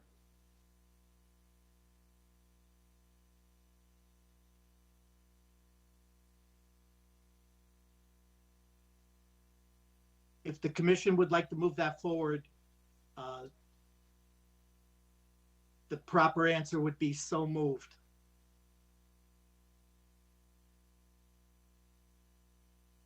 Moving forward with a public hearing, Bart, correct? Correct. So moved. Okay, we have a motion. Do we have a second? Second. We have a motion and a second. Any discussion? Yes, Mr. Chair. Okay. I would like to know why this isn't also a hearing under our subdivision regulations, since we are changing the subdivision of this property if we proceed with this application. Okay, I'll defer to Attorney Olson on that. So I have to apologize because I wasn't involved the first go around. I might have to defer to Michelle on that. Is this a re-subdivision, Michelle? No, this is combining properties. There's not new lots being created with this application. It's combining two existing lots in one large parcel. So I guess I would ask Commissioner Wagner what provision it is that he thinks constitutes a subdivision or re-subdivision. And I'm sorry that I'm not aware. That's so when the properties were originally subdivided around Talbot Lane, the vision that was presented was of at least two small business sites rather than one large site. So we are now undoing the decision of the planning function that was done when that subdivision was approved. so if I understand correctly, part of this application, and again, forgive me, my ignorance, is to merge the two lots and basically void the subdivision approval? It's merging four lots, but yes. Okay. So I do not believe that that falls under the definition of either a subdivision or a re-subdivision. Again, unless there's something I'm not aware of, and Michelle, I have to defer to you. But generally, a subdivision is creating additional lots, not taking them away. but the presentation of the subdivision involved some vision of how the lots were going to be used. We're not changing that vision. Right, but a subdivision is when you wear your planning hat, and it's not so much the use as much as deciding on whether it's appropriate to subdivide the properties for the permitted uses allowed in that zone. So it's two different issues. You wear your planning hat when you talk about subdivision. You wear your zoning hat when you talk about uses and site plan approval. And again, I'm hoping Michelle will pipe up here and help me out, because again, I was not familiar necessarily. There are no lots being created with this. Again, it is a merger of land. There's the lots that were created previously were the minimum lot size. We don't have any maximum lot size. So again, these are it's a conforming lot that they've created with the merger of the land. And so has that merger already taken place? I believe it has not occurred yet. It's something that we would be requesting as a condition of approval if it were approved. Obviously, it would be necessary, right? Because they wouldn't be able to develop the property pursuant to the site plan if it was chopped into 4 pieces. That's correct. And Attorney Connor can answer whether it's been merged currently or not. I don't know the answer to that. There hasn't been any action taken to merge the lots at this point.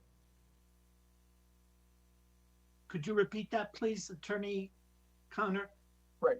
There hasn't been any action taken to merge the lots at this point, I mean, other than the implicit merger by showing them in a site plan application. But you know, the applicant is prepared to file whatever affidavits or straw man deeds that may be required under the regulations to accomplish a merger. I don't think your regulations currently prescribe any particular procedure for merging lots, but you know, we're happy to do whatever is required to accomplish that. Well, okay. I think, Attorney Connor, we would have to agree that obviously they can't approve it as it sits as 4 separate lots with a site plan that basically encompasses the entire area unless they're merged, because without that merger, every one of those lots would have to meet the zoning regulations for the use that's being proposed. So I think we're in agreement on that. I guess my other concern is whether I have adequately responded to Commissioner Wagner. Steve, are you comfortable with the explanation, or would you like to? Well, I personally disagree with it, but I think we should proceed. Okay, thank you. So right now we have a motion on the floor, as previously stated, and it's been seconded. Is there any further discussion? If not, I'll call the motion. All those in favor of the motion?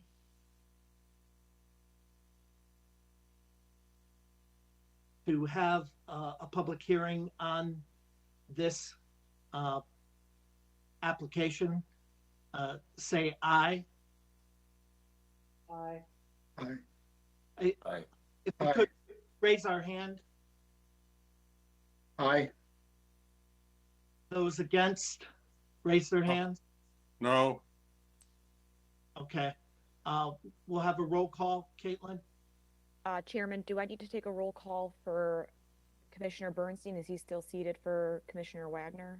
No, Commissioner Wagner is seated now that he's back. Okay. Okay. Commissioner Cavagnaro? Aye. Commissioner Patiri? Aye. Commissioner Foley? Commissioner LeBlanc? Aye. Commissioner Wagner? No. Commissioner Bernstein? I'm sorry. No. He's not seated. Yeah, sorry. Yep, I'm sorry. Commissioner Dexter? Aye. And Chairman Passaconis? Aye. Okay, so that's 6 ayes, 1 nay. Okay, so the motion passes to have public hearing 6-1. Thank you very much. Would you like to continue, Attorney Connor? Yes, Mr. Chairman. Am I to take it that it is the commission's position that it can retroactively authorize a public hearing after the notices have already been published.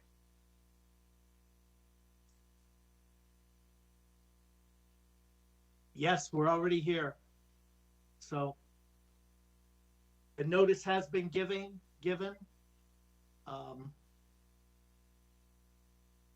It's well within the planning and zoning to hold a public hearing.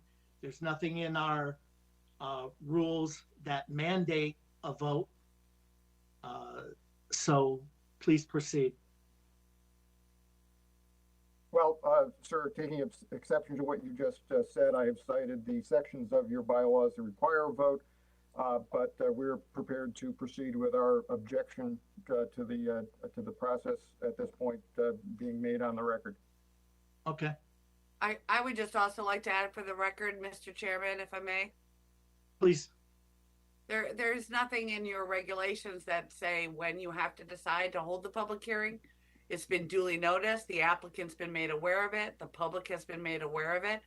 And there's no reason that your vote tonight cannot ratify that decision, which has been your longstanding practice, especially when it comes to these types of applications. Again, the motion has been made, the motion carried, and the public hearing has been duly noticed. And I do not believe there's any complaint about the fact that the applicant or any member of the public did not have adequate notice of the public hearing. And I think you're justified in proceeding. Okay, thank you very much.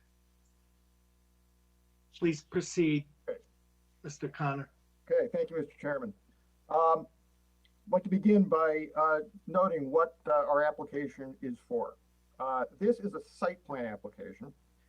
It is for a warehouse and distribution center in the I industrial zone. We are not applying for any special exception. We are not applying for any waivers under the provisions of the regulations relating to any items such as height of lighting. This is not to address a question that was earlier raised by Commissioner Wagner. It's not an application for a subdivision or a re-subdivision. We're not looking to amend any previously approved subdivision. We have noted on the plan, as was pointed out to me during the previous discussion, it appears on the site plan that the existing lot lines are to be extinguished, so that we've made it clear that this is something that is intended to be a single integrated building lot if the site plan is approved.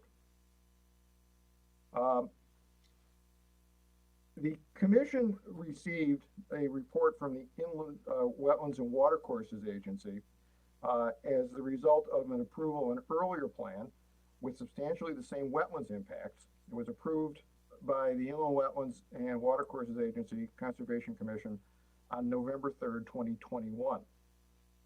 This is sufficient for approval under General Statutes Section 8.3G1 based on two appellate court cases, Irwin versus Planning and Zoning Commission of the Town of Litchfield.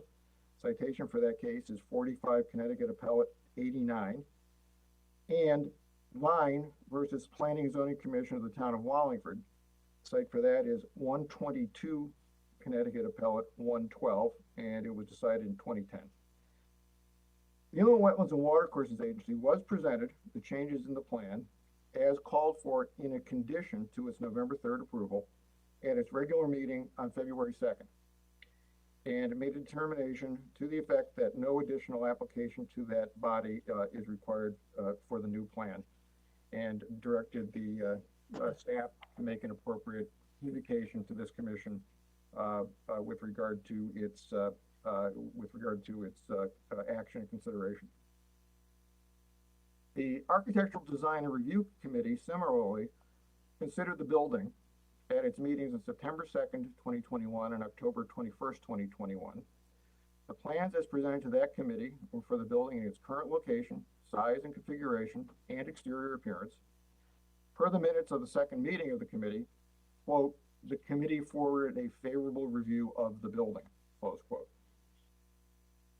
Although the building and wetlands impacts represented by the site plan in this application are substantially the same as what was presented to the ADRC and the IWWA, the plan itself is substantially different from what was presented to the commission in application 2136P.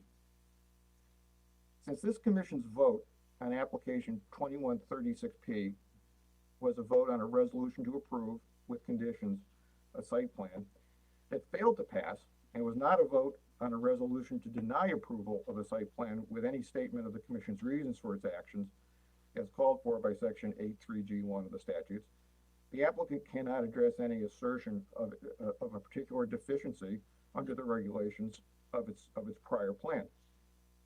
Rather, the applicant has proceeded to create a design for the project that it believes is, just as its first application was, compliant with all the existing requirements of your regulations for this use in this zone, but with a substantially different conceptual approach to truck queuing on the approach to the west side of the building in order to address concerns stated by individual commissioners and members of the public in that regard. Your regulations do not address the specific means of managing site traffic, and this plan employs a different concept for entering trucks to queue and to eliminate or reduce the need for blindside backing at the docks at the northerly end of the building, as will be explained in more detail by our design professionals and traffic consultants. The significant changes to the site plan included in this application from application 2136P are as follows. 1. Revised tractor trailer circulation in the northwestern portion of the site directly off of the Talbot Lane entrance to increase queuing capacity to 30 tractor trailer spaces. This resulted in a reduction of trailer parking spaces from 109 to 59. The impervious coverage percentage remains unchanged. Number 2, added dumpster location to one of the loading dock spaces near the northwest corner of the building. 3, modified lighting in truck court and on the building to the maximum permitted height of luminaires of 25 feet. And that, as I alluded to earlier, is without any request for a waiver. Number 4, anti-idling signs added to the truck court as freestanding signs and mounted to the building along the loading docks per the Connecticut DEP template. Number 5, 12-foot high timber noise barrier wall added perpendicular to the building and parallel to the southern property line at the southwest corner of the building. 6, crosswalks added to parking lots A and B, resulting in reduction of parking spaces from 333 to 318. 7, added a freestanding sign along the Talbot Lane entrance directing all tractor trailer traffic left into the queuing area. 8, fencing removed around the truck court and replaced by swing or slide gates at the east end of the Talbot Lane entrance drive and northeast corner of the truck queuing area for tractor trailer access, and at the northwest and southwest building corners for emergency access. The standard for approval of site plan applications presents two basic questions. Does the applicant's site plan meet all the requirements of the South Windsor zoning regulations concerning the warehouse and distribution center use and accessory uses shown on the plan applicable to the I industrial zone? And second, does the applicant's site plan meet, excuse me, repeating myself. As the state Supreme Court held nearly 30 years ago, the designation of a particular use of property as a permitted use establishes a conclusive presumption that such use does not adversely affect the district and precludes further inquiry into its effect on traffic, municipal services, property values, or the general harmony of the district. And I'll cite for that proposition Friedman versus Planning and Zoning Commission of the Town of Rocky Hill, 222 Connecticut 262, decided in 1992. The requirements of your regulations fall into the categories of use, traffic requirements, area, density, and dimensional requirements, and the Article 6 site development regulations as applicable. In each case, the regulations apply as they existed on the date the site plan application was filed. First, this use is this use is a warehouse and distribution center, which is a use permitted by site plan approval, as shown in table 4.1.1a. That is the one and only principal use that will be allowed by the Commission's approval of the site plan. In this regard, I call to the Commission's attention the decision of the Connecticut Supreme Court in Armstrong versus Zoning Board of Appeals of the Town of Washington, 158 Connecticut 158 in 1969, where the court stated the board was not required to anticipate that the applicant would later violate the zoning regulations by a use not authorized by the regulations. And should such a violation occur, the ready remedy is a proper legal action at that time. Much was made in a prior application about this being some sort of a stealth use, a truck terminal, or some other special exception use. And well, we're prepared to provide additional information on that regard. In that regard, I just want to point out that the case law in the state with regard to zoning applications is that what is to be considered is what is proposed in the application, and not something that project opponents want to conjure up as a fear that it might become in the future. So the Commission has approved at least 10 similar projects in the I-zone in the last 20 years on the basis of site plan approval. We'll be presenting a spreadsheet that will show what those applications have been, but moreover, the development team has compiled a file of copies of minutes of the Commission, site plans, and similar materials, establishing that establishing that fact, and we'll be submitting the entire file of materials as part of the record for the current application, showing that the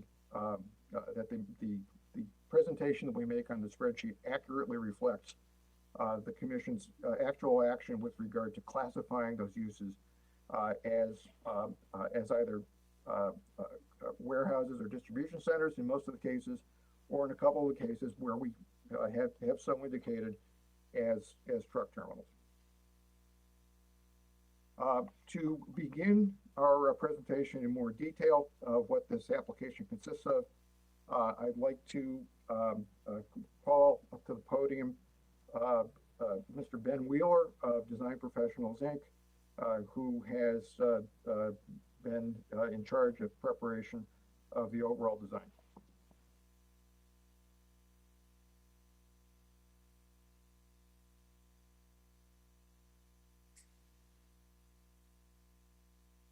Thank you, Attorney Connor. If I may ask the IT department to have permission to share my screen. In the meantime, for the record, my name is Ben Wheeler, W-H-E-E-L-E-R. I am a professional landscape architect registered in the state of Connecticut and Director of Operations at Design Professionals. Our firm was responsible for the preparation of the site plans for this application that is before you. As Mr. Connor had mentioned, this site plan is very similar to the application that you saw in the previous year. He detailed the major changes that were involved with this, and I just wanted to go over a couple of those in a little more detail.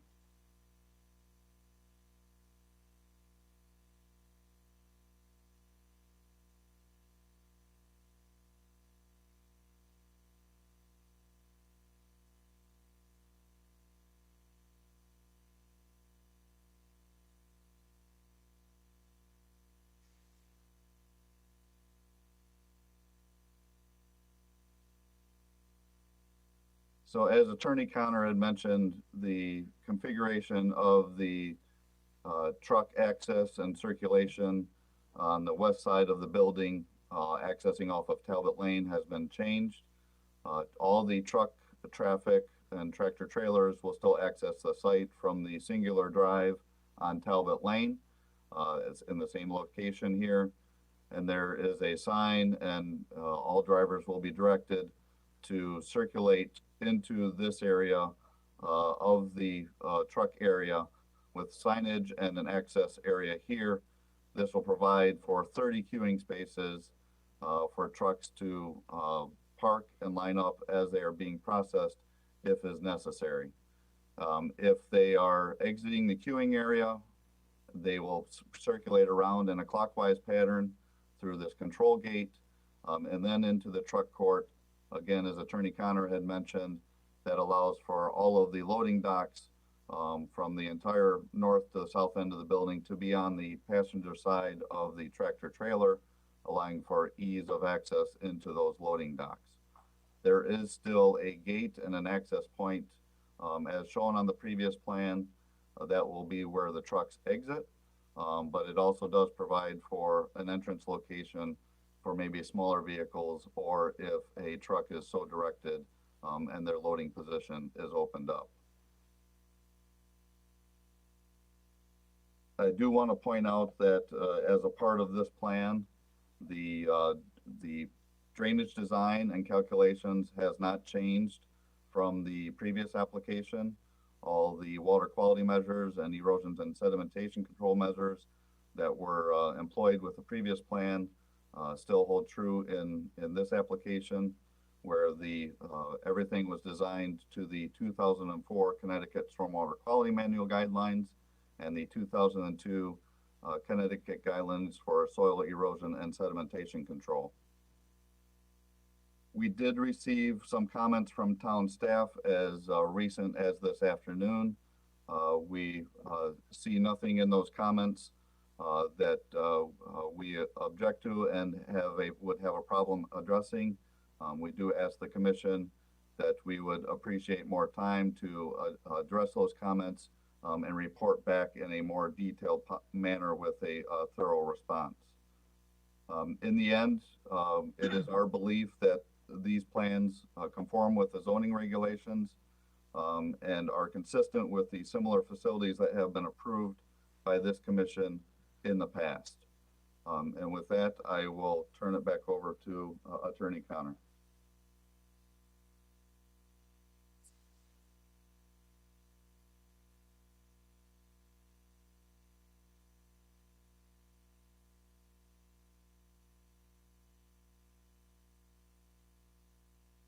Thank you, Ben.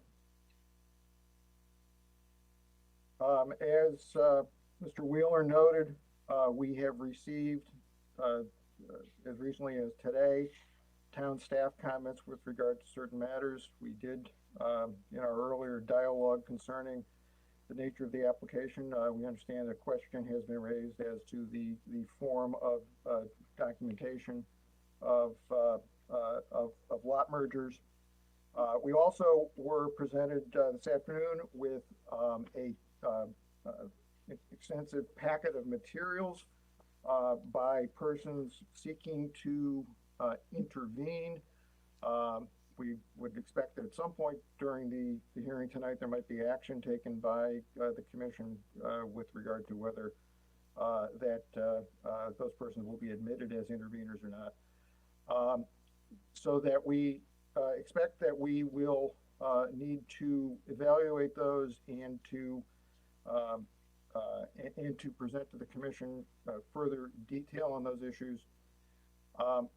You will note that in the materials that you've received thus far, that the applicant has uploaded to the, as part of the making the application, a number of materials, some of which the commission may be familiar with from the 2021 application, that include not only the stormwater management report that Mr. Wheeler just referenced, but a traffic impact report with supplemental traffic information provided by Langen, the fiscal impact analysis, which is something that we're also, if we haven't already done so, are prepared well, excuse me, that's the report I think I'm referring to there is the Economic Development Commission's report. We also have provided copies of the groundwater exhibit, again, something that the commission is likely familiar with from the prior application, a habitat assessment, a truck sound evaluation by Brooks Acoustics, a acoustical engineering firm, again, something the commission should be familiar with. We have a property value impact memo that we are prepared to update with some recent sales data showing that the proposal for this project has had no negative impact on property values in the adjacent neighborhoods. And the document that I referred to earlier, the warehouse versus truck terminal data table showing the sizes of various projects, but that has been is something that we're updating in order to compare the amount of truck queuing area or spaces that has been provided in each of those applications. We've had the design team undertake a study of existing conditions at a number of those properties, and to compute the total number of truck queuing spaces, and further to analyze that as a ratio of how many spaces are provided per square foot of the interior space in the facility. We've provided a summary of what a verbal summary of what the site plan changes consist of, and the resumes of the various engineers and consultants who we have available to answer questions about the materials that they have prepared. Some of those are here with me tonight. You'll see on your screen that John Plant is available to address questions with regard to their traffic studies.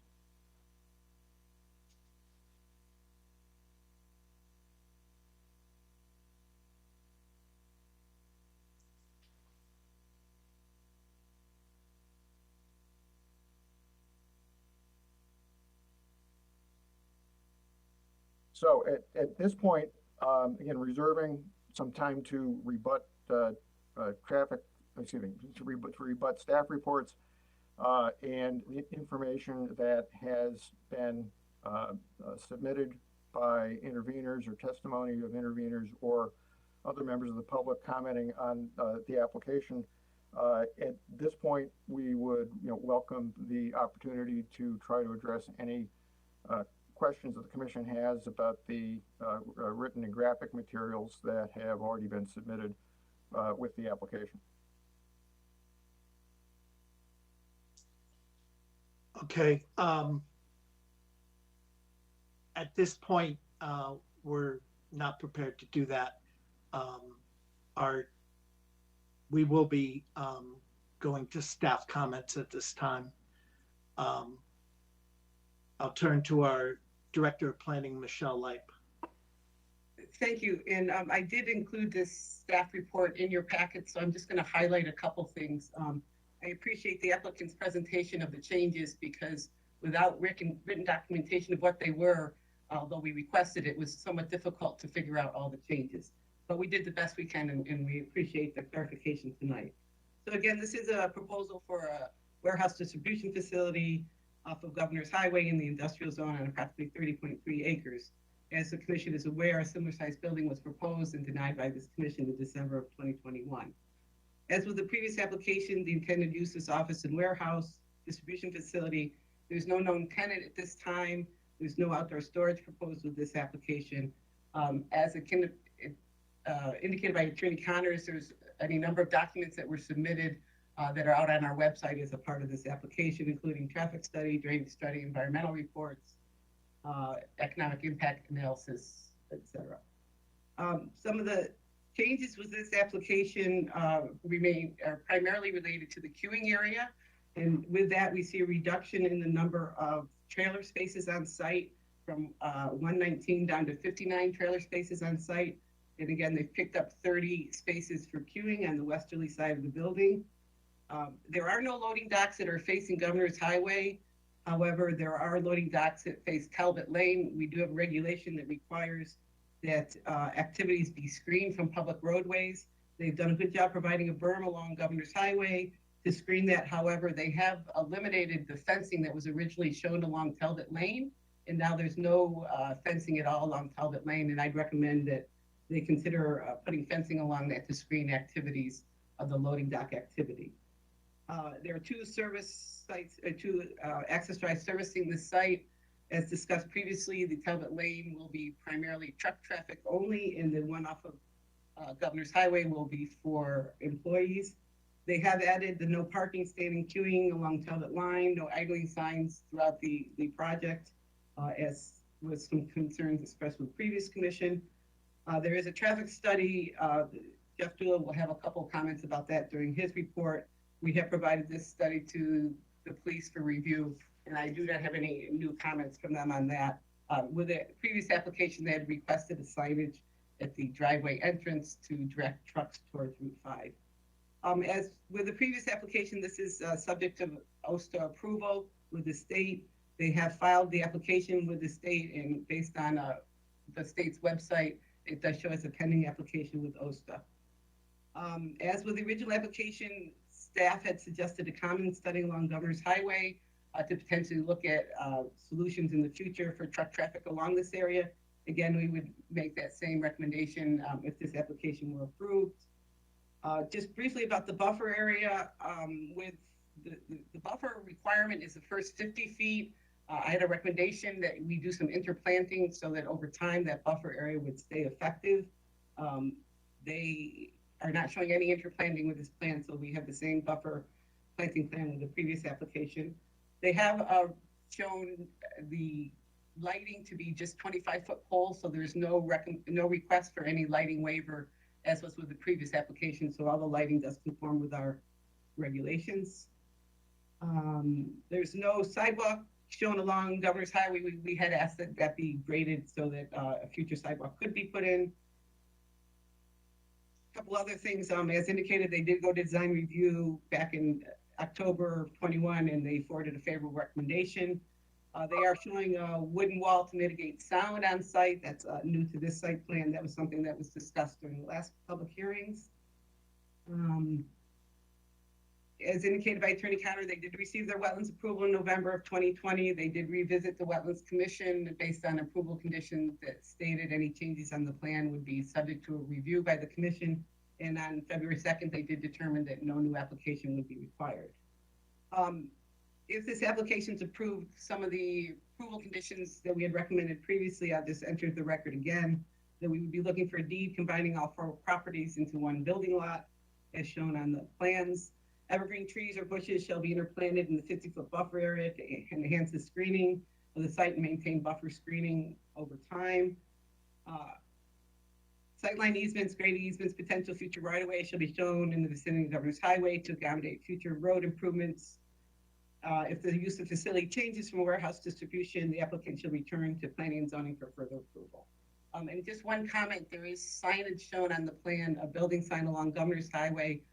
There is also what appears to be building signage along the Talbot Lane entrance, and they are only allowed 1 building sign. So that signage would have to be something other than maybe a truck entering. They wouldn't allow to be able to put building signage up under our current regulations.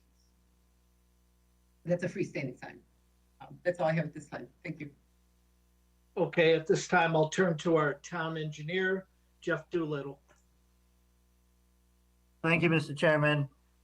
Did review the plans, just was able to review the traffic impact study most recently. So the comments I have are, as we've asked before, we asked for an easement to the town along Governor's Highway near the east entrance for road improvements, including possible traffic calming measures and a possible roundabout in that area to separate the residential area from the commercial area of Governor's Highway.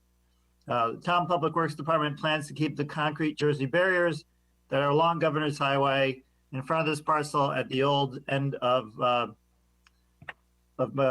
Newbury Road. These need to be moved by the site contractor to the town garage at 157 Burgess Road and coordinated with town staff. We don't really have the equipment or personnel to move those Jersey barriers. EV installed and ready spaces need to be labeled as level 2 charging spaces per your regulations. And I asked that there be room for these chargers so they do not block the sidewalk or parking spaces. I asked that the main entrance into the building be labeled.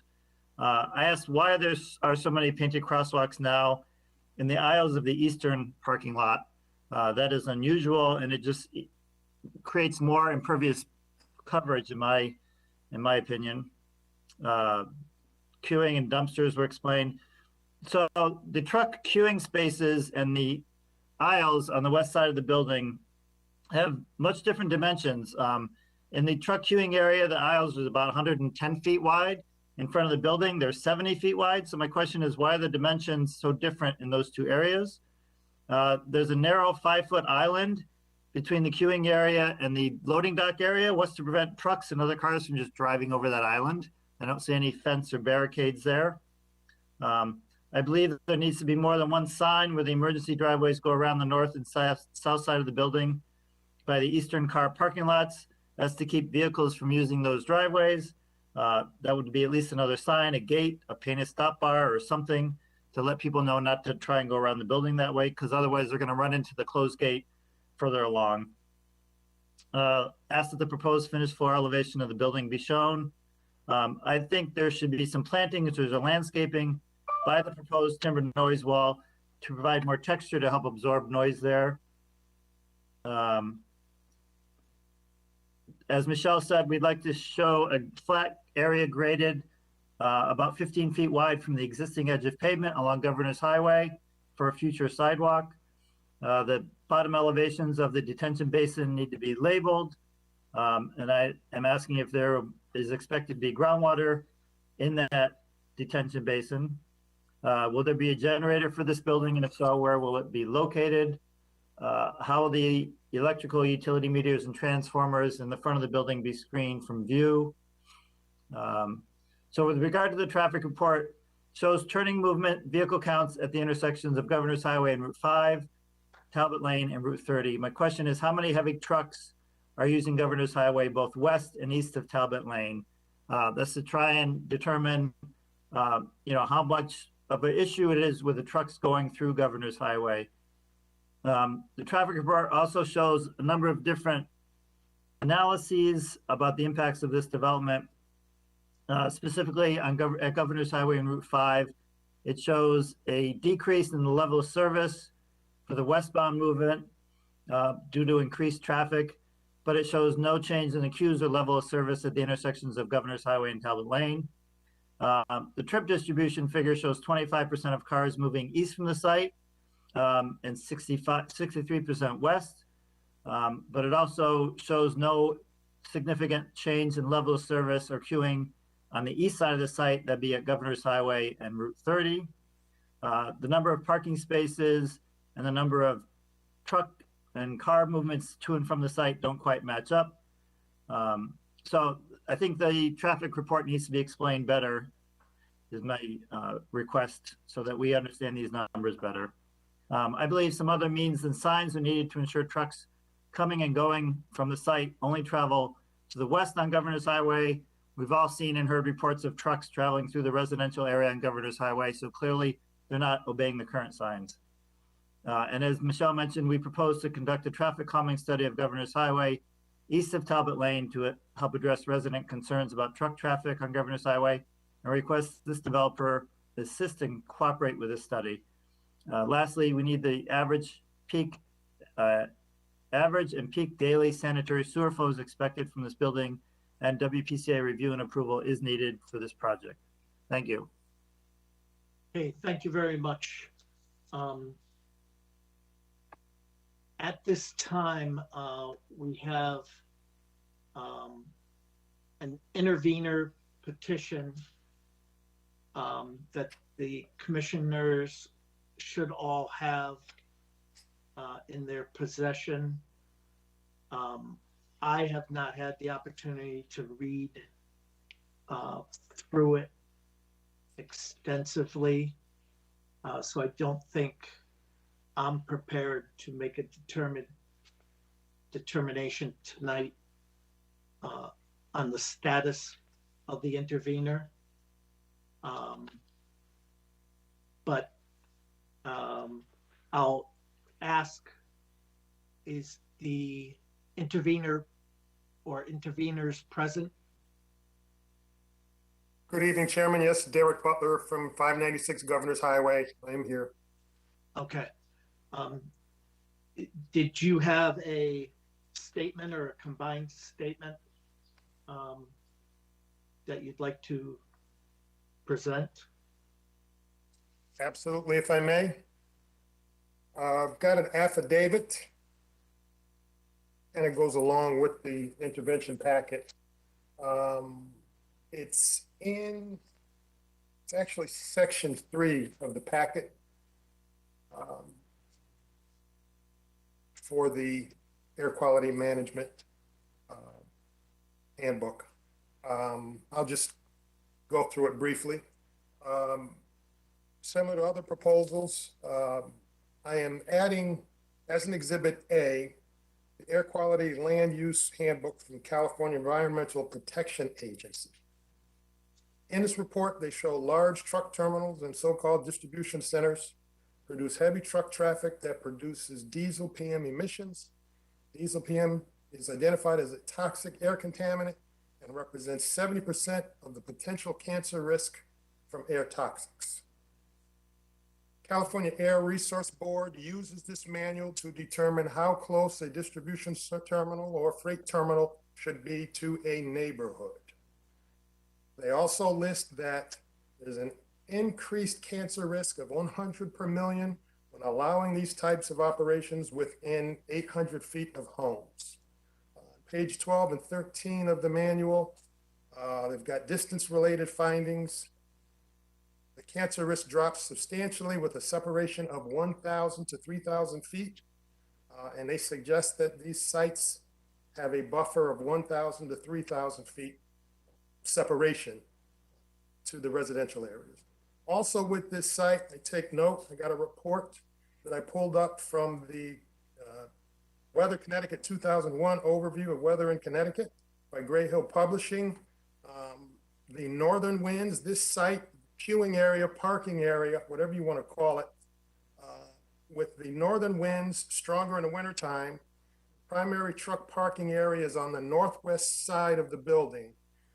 This will force exhaust to flow around the building to the southeast and will dump these pollutants onto the neighborhood behind it. There was, as well as in other applications, there were references made to EPA regulations to reduce idling times. This will be ineffective to reduce idling times. FMSCA, Federal Motor Carrier Safety Administration, ruled that all tractor trailers, straight trucks have to complete a mandatory pre-trip inspection called DVIR. These last for 20 to 30 minutes, usually with the equipment running. So the inspections take 20 to 30 minutes. This supersedes the EPA idling rules. And since the homes are within 500 feet downwind from the applicant's site, there basically is no enforcement on the EPA limits. It will create substantial health risk to the neighborhood homes surrounding the applicant's site. Signage will not make a difference. A couple of the major checks during this inspection have to be done. It's maintaining air pressure, maintaining brake pressure, and the vehicles have to run for during this time. Sometimes drivers let vehicles run longer also just to be warm, comfortable in the wintertime. Very frigid this time of the year. I also called DEP and was advised there's no enforcement here for idling trucks. There is also an exemption to idling, 22A-174-18B. The exemption to the idling rule states vehicles in traffic, defrosting, heating, cooling to ensure the health and safety of the driver are exempt from the idling, 3-minute idling rule.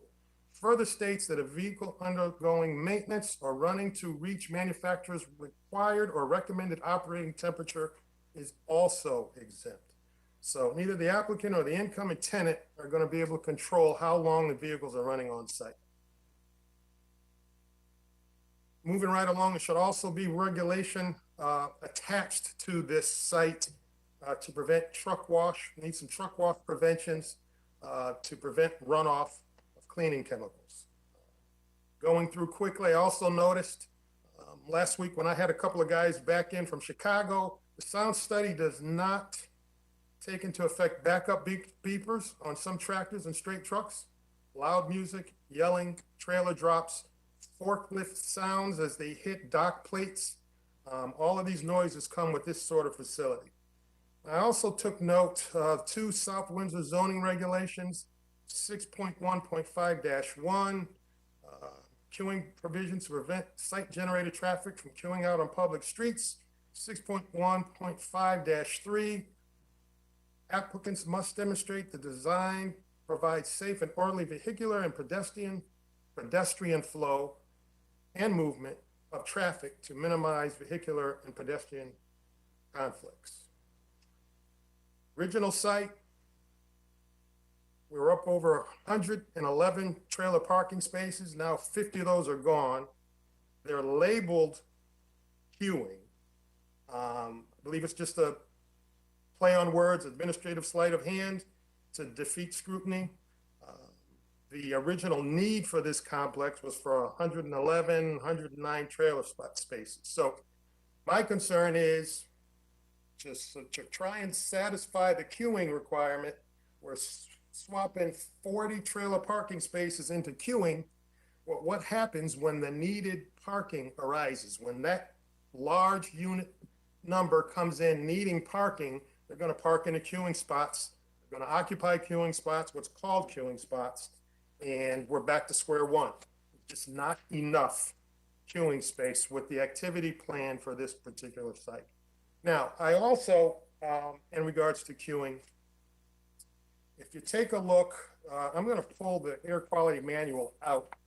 There's a section with pictures, Exhibit B.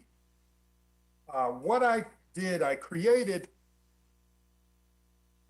one of my own units. I created with cones a duplicate of the 90-degree angle that is projected turning into the applicant's site off of Talbot Lane. So is that your Exhibit B? That's my Exhibit B. It's very easy to talk about these tight 90-degree turns. I wanted the commission to be able to see what they actually look like, okay? So to the right, I've got a tractor trailer. To the left, most extreme lane, I've got lane 1. These are two 12-foot lanes. I'm going to ask you to take note of the 4 cones as you get close to the trailer. So what I'm going to show in the next picture is when this truck swings to make its turn, the trailer sways into lane 2 and it stays into lane 2 for about 50 feet.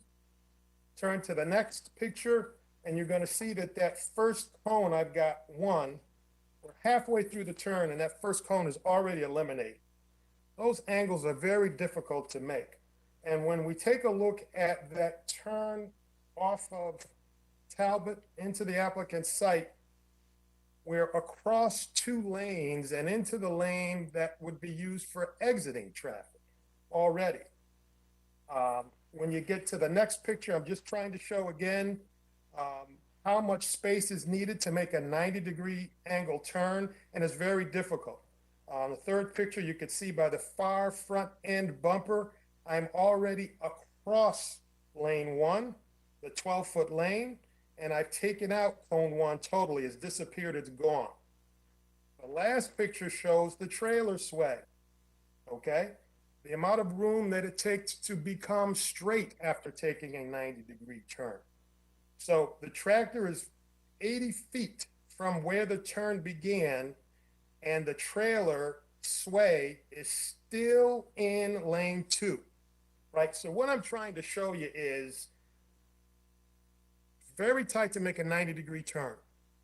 With trailer sway, you're not going to be able to make a 90-degree turn and then immediately go into another one, right? So that's going to create a pinch point.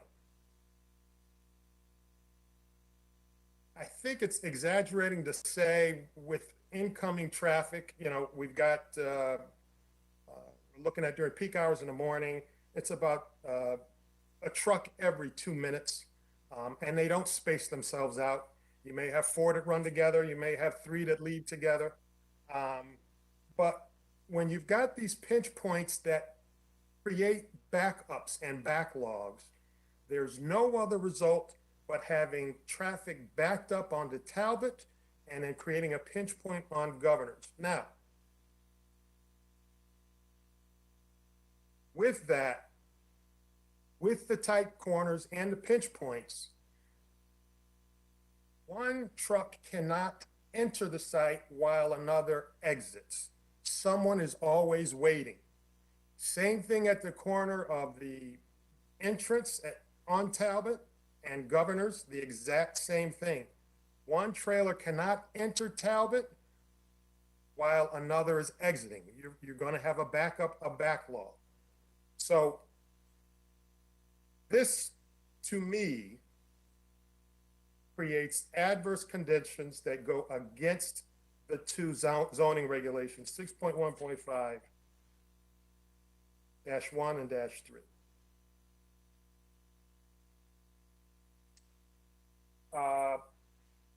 Not going to spend a lot of time with it, but I'd like to address some traffic issues that I picked up as well in the traffic study. I'm unclear as to the current conditions and how those numbers were arrived, but this morning from 6:51 to 7:19 this morning, I counted traffic that's at Governor's Highway, and I was actually surprised. Between 6:51 and 7:19, I had 107 vehicles. 107.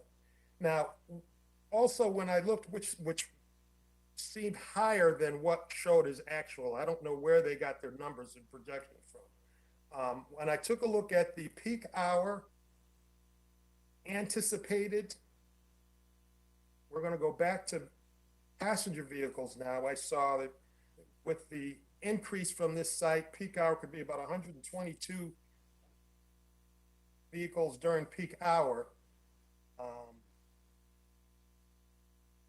I've got 107 and not even a half an hour. You know, we're almost at, during peak hour, 3,600 seconds, you're almost at a car every 14 seconds. That's what is proposed with this.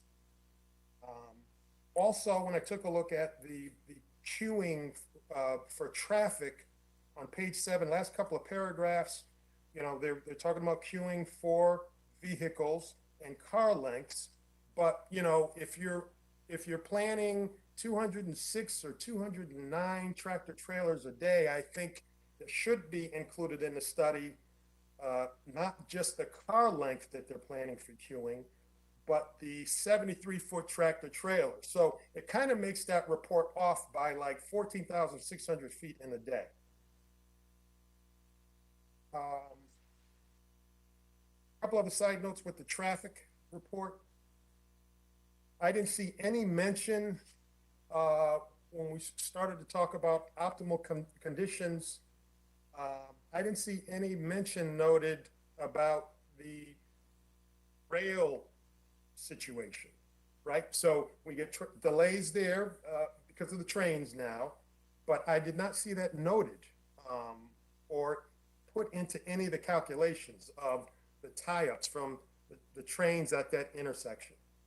Or the school buses that have to stop for a long time at that intersection. Again, we've got 2 school bus yards within 2 miles. It's like every school bus for the town comes from this part of the town. So it adds to school bus traffic here. Now,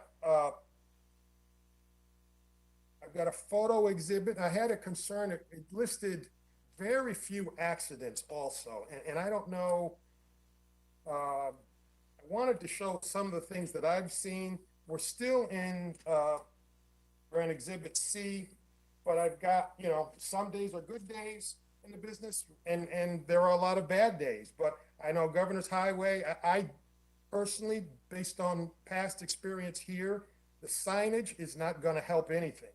It hasn't for years. Where we're not addressing the westbound traffic that comes from Ellington Road. In my Exhibit C, you know, it lists very little in terms of accidents and so forth recently, but I mean, these pictures I've taken in the last 60 days. So first picture shows this is an intersection at Cody Circle and Governors. Guy that got stuck, he's in the neighbor's lawn, and he tied up traffic for a long time. The second picture shows a breakdown on Governor's Highway, and then an air gas truck that tried to make the turn and got stuck in the adjacent lot across from it. So these are some major concerns that should be addressed, because it's not all perfect. You know, when we take a look at peak hours, 2 trucks a minute, delays happen. 6 may show up at once, more may leave at once. So it's not a perfect science with that. When we allow projects and sites without enough queuing space, we start to see what we've started to see more of in the Route 5 corridor. The last picture is a picture of trucks and trailers parking and staging. This is right on Route 5 and Muscala Road. You know, these guys are pulling up and they're parking and taking up space, and this is right in front of a no parking area sign. And the last picture again is just to show the direction. We get a lot of tractor trailers that come from Ellington Road, and that intersection, Governor's Highway narrows at the intersection of Governors. It's a completely unsafe situation when trucks are trying to make that turn to get into Governors. The road narrows to only 22 feet there. And once again, I just don't feel that signage is going to help. Don't feel that signage is going to help. If you could, please stick to the intervener comments. Sure. Okay. All right. Good. So when we get into the excess staging, the backup onto town roads and so forth, on Governors, on Talbot, you know, you're looking at spillage of oils, antifreeze, grease, axle grease, that would get into the, that was my big concern with that also. That spillage could get into the waterways and catch basins. It will. That was also the issue and the concern with truck wash.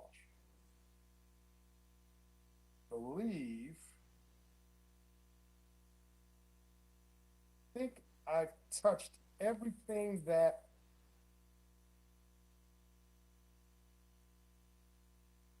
concerns the intervener. I've got a couple of comments to make. I know that's got to be done in public, and I'll bring that up a little later with your permission.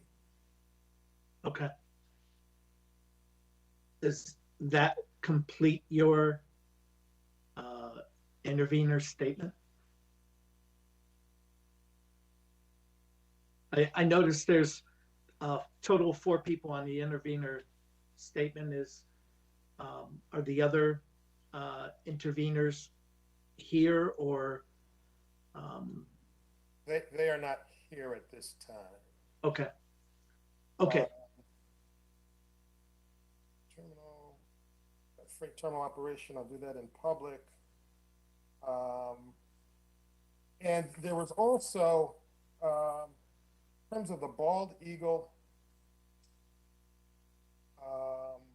trees and wildlife, just wanted to make mention, in Page versus Town and Plan and Zoning in Connecticut, 235, 448, 452, through 53, 1994, it was ruled that trees and wildlife are considered other natural resources of the state. So I've got some language in there for the bat population, protecting the bald eagle, and trees. So, can you tell me where that is in your presentation, or it is item F.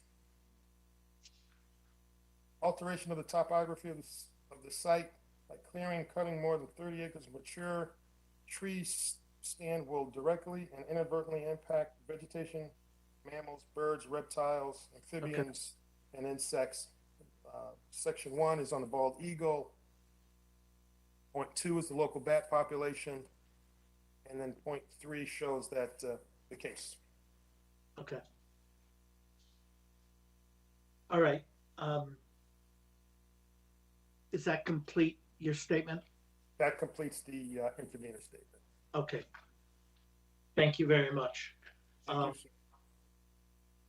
At this time, we do have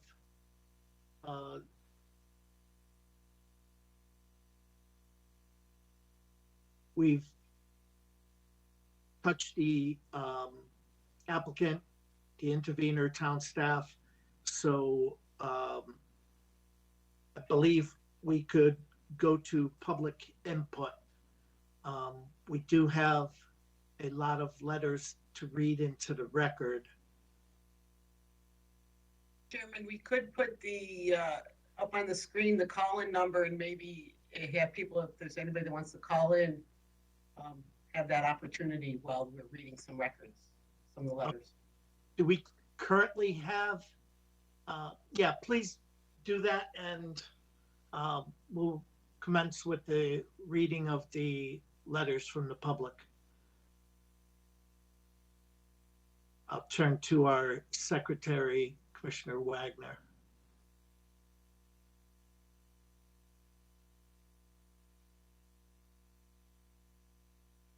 I'm not hearing anything from Steve.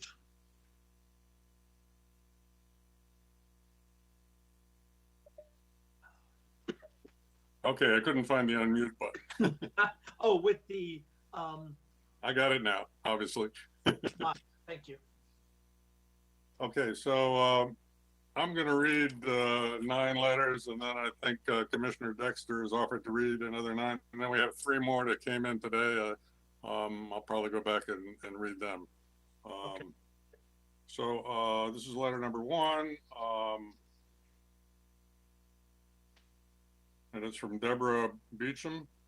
I strongly disapprove of this warehouse up for consideration to be built in a residential area. The building and trucks it will bring to this area is disproportionate to the road and width along with residential homes it will impact. Pollution, noise, traffic will be unlivable for people on the roads surrounding neighborhoods. Please vote no to this insane proposal. Here's another letter from Amy Costa. And I'm not reading the titles, you know, they're all about this application in one form or another. I'm writing to express my continued opposition to the proposed development of the mega warehouse, which is now somehow being resubmitted under a new application, while the prior denied application is going through appeals. Per the town zone zoning regulation, section 4.5.1, the purpose of industrial zone usage is to be compatible with abutting zones and usage. Proposed development of this magnitude, which immediately abuts residential homes on 3 of 4 sides, fails to meet this requirement and should continue to be denied for this reason, along with many others, which have been brought forth in the numerous meetings for the prior denied application. The citizens and even some of the town's own elected officials have voiced their very valid concerns, and the P&Z Commission should continue to assert their appropriate authority in denying this new application. Thank you. This letter is written by Jared Lewis. Dear P&Z Commission, we would like to express our continued concern regarding the application for building a freight terminal warehouse at the Governor's Highway and Talbot Lane properties. The size and scope of this project, involving the need to combine multiple lots together that border residential areas, seems inappropriate in its location. The foreseeable impacts of noise and air pollution too great. The impacts to roads and increased tractor-trailer traffic likely significant. Unfortunately, we have seen that some of the models and promises made by other companies when it came to their traffic impact have not been proven fully correct. drivers ignoring signs, blocked intersections, for example. For these reasons, we would like to express our opposition to this new approval. Regards, Jared and Mindy Lewis. This letter is from Carrie Watson. Please stop the freight terminal building from going forward. My small family and I moved to South Windsor in 2006 for the small town farming field. This is all very different today, especially since we moved from Eli Terry District to the Pleasant Valley District. I now find myself planning out when to do errands and critical appointments. It has become very dangerous to drive on Route 5 during rush hour. There are tractor trailers, everyone blocking traffic and taking breaks in unsafe areas, causing some accidents. The noise levels early in the morning are outrageous with dumpsters and backup truck signals. This is all heightened in the warmer months when we have our windows open. I'm passionate that adding another mega warehouse is not the right thing to do for our town. Please stop this madness ASAP so we can go back to having a safe and quiet life here. Safety is my #1 concern, and right now I do not feel safe. I especially worry about the impact all this noise, traffic, and pollution will have on my teenage son. Thank you, Carrie Watson.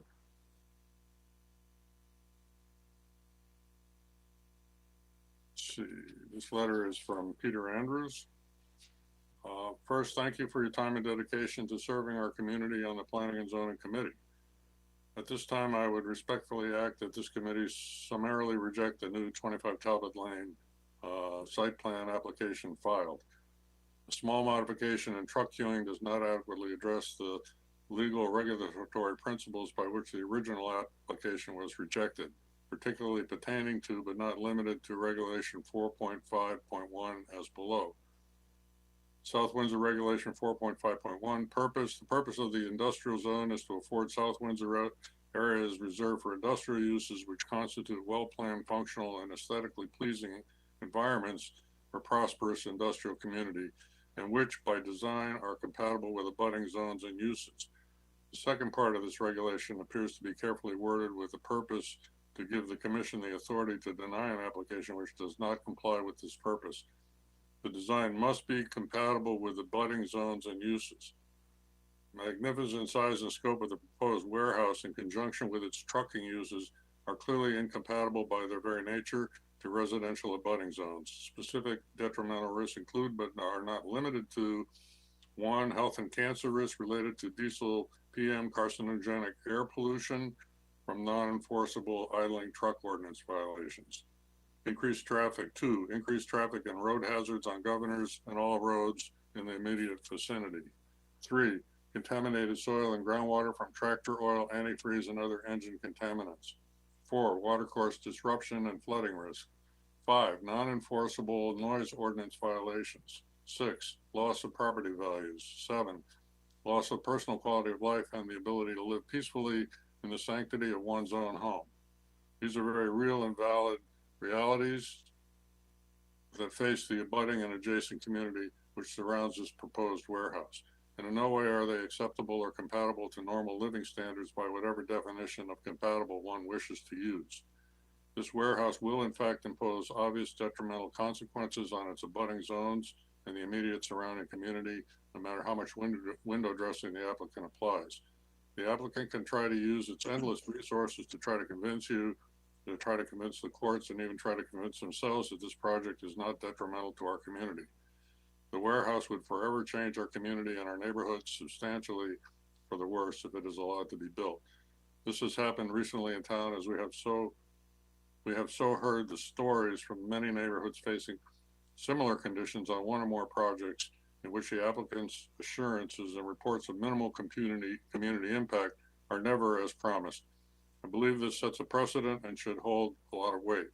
According to Webster or Oxford, compatibility implies mutual relationship without conflict or two things in harmony with each other. This warehouse has caused only conflict and disharmony from our residential community involved with legitimate and lawful concerns. I ask you to take all of this into consideration in strong favor of the health, safety, and preservation of a community as it relates to the regulatory guidelines. Respectfully, Peter Andrews. And he does have a picture of school buses, which I don't know seems to be there. Everybody see that? I think that's the only picture. Letter number 6.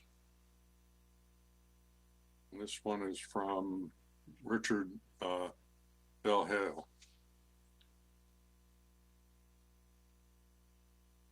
So it's actually addressed to Michelle Light.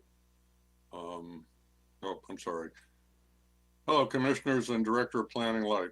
I am notifying the South Windsor Planning and Zoning Commission and Planning Department that the February 8, 2022 Planning and Zoning Commission meeting agenda has a public hearing scheduled for application 22-01P, which has not been properly promoted to the public by the applicant as required by the town of South Windsor zoning regulations. The regulations state 8.1B is in Bravo. The applicant shall be responsible for displaying a sign on the property that states that an application is pending before the commission. The sign shall be visible from a town street and shall be displayed for at least 10 days before the scheduled meeting. There are 4 separate properties which are currently bound in no legal manner affected by this application. As of 6 p.m. February 3, 2022, 2 of the properties, 5 Talbot Lane and 551 Governor's Highway, do not display a sign stating that an application is pending before the commission for that property. 2 of the properties do display the required signage, 25 Talbot, 2.29 acres, which displays 1 sign, and 475 Governor's Highway, 3.87 acres, which displays 2. There's a total of 3 signs displayed for the 4 property application, inherently insufficient, and their locations are denoted on the attached map by 3 red dots. And show this map. Dots are no longer red, but you can see the dot here. There's a dot on Talbot. There's a dot on Governors, and here's another dot on Governors.